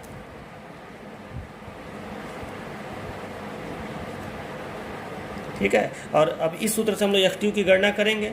कैसे गणना होगा, तो उसका सूत्र मैं लिख नहीं रहा हूँ, लंबा सा सूत्र है, YF वाला कॉन्सेप्ट आएगा उसमें, YF वाला एक है ना, उस सूत्र से हम लोग इसकी गणना करेंगे। और अब इसके बाद क्या करेंगे कि अभी इससे एक्सयू निकल गया, अब इस एक्सयू का किसी से तुलना उलना करने की जरूरत नहीं है। अब जो एक्सयू निकलेगा वो जाहिर सी बात है कि वो DF से बड़ा ही आएगा, ठीक है। वो ऐसा नहीं होगा कि छोटा है, वो DF से बड़ा ही आएगा, ठीक है। तो उस सूत्र से हम लोग एक्सयू की गणना कर लेंगे, और जब ये गणना हम लोग कर लेंगे तो फिर हम लोग मोमेंट ऑफ रेजिस्टेंस की गणना कर लेंगे। अब केस, या इसको अलग स्टेप में लिख दूँ क्या, स्टेप नंबर 8 कर दे रहा हूँ। अब केस 2B के सूत्र से यमयू की गणना कर लेते हैं, ठीक है। और यहाँ भी वही चीज़ कि यदि X U is less than X U max, ठीक है। और कौन सा एक्सयू, ये जो एक्सयू निकला हुआ है, तो कौन सा सेक्शन हो जाएगा, अंडर। और यदि X U is equal to X U max तो कौन सा सेक्शन, बैलेंस्ड या ओवर, जो भी है, ठीक है, बैलेंस हो रहा है। तो यमयू लिम निकाल दीजिएगा अगर बैलेंस होगा तो ये आपका इस तरह से ये कंप्लीट हो जाएगा, ठीक है। तो इसी के साथ ही हमारा टॉपिक जो है कंप्लीट हो गया।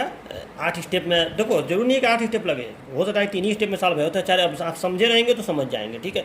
ऐसे आपको पूरा मैं बताऊँगा, अगर अंतिम स्टेप में मतलब मान लो कि केस 2B वाला प्रयोग होगा तब जाके यहाँ तक आएगा, नहीं तो वहीं पर पहले ही खत्म हो जाएगा। तो ज़्यादातर तो कम ही स्टेप पर खत्म हो जाता है एग्जाम न्यूमेरिकल, ठीक है। तो ये हो गया। अब मैं आपको इस पर कुछ न्यूमेरिकल दे रहा हूँ और इसी के साथ आपका टॉपिक कंप्लीट हो जाएगा। तो देखिए न्यूमेरिकल आपको देने जा रहा हूँ। देखिए 3 न्यूमेरिकल मैं आपको दे रहा हूँ। पहला न्यूमेरिकल है जिसमें आपको BW दिया है, D दिया है, BF दिया है, DF दिया है, ST दिया है, ग्रेड कंक्रीट का, FE 415 स्टील का, मोमेंट ऑफ रेजिस्टेंस निकालना है, ठीक है। तो सीधे स्टेप के हिसाब से बढ़ते जाइएगा और कर लीजिएगा इसको, ठीक है। दूसरे क्वेश्चन में भी BW दिया है, D दिया है, BF दिया है, ये सेम वही डाटा मैं दिया हूँ। यहाँ पे भी थोड़ा सा अंतर किया हूँ, DF यहाँ 80 कर दिया हूँ और ये FE 250 के जगह पे FE 415 पे FE 250 कर दिया हूँ और M20 FE M15 कर दिया हूँ, और तब मोमेंट ऑफ रेजिस्टेंस निकालना है। मैं ऐसा चाह रहा हूँ कि कोई ऐसा क्वेश्चन हो जो जल्दी से सॉल्व हो जाए, 2 ही 3 स्टेप में, और कोई ऐसा क्वेश्चन हो जो लास्ट तक जाए, तो इसीलिए मैं जानबूझ के ऐसा किया हूँ। आप करिएगा, आपको पता चलेगा, ठीक है।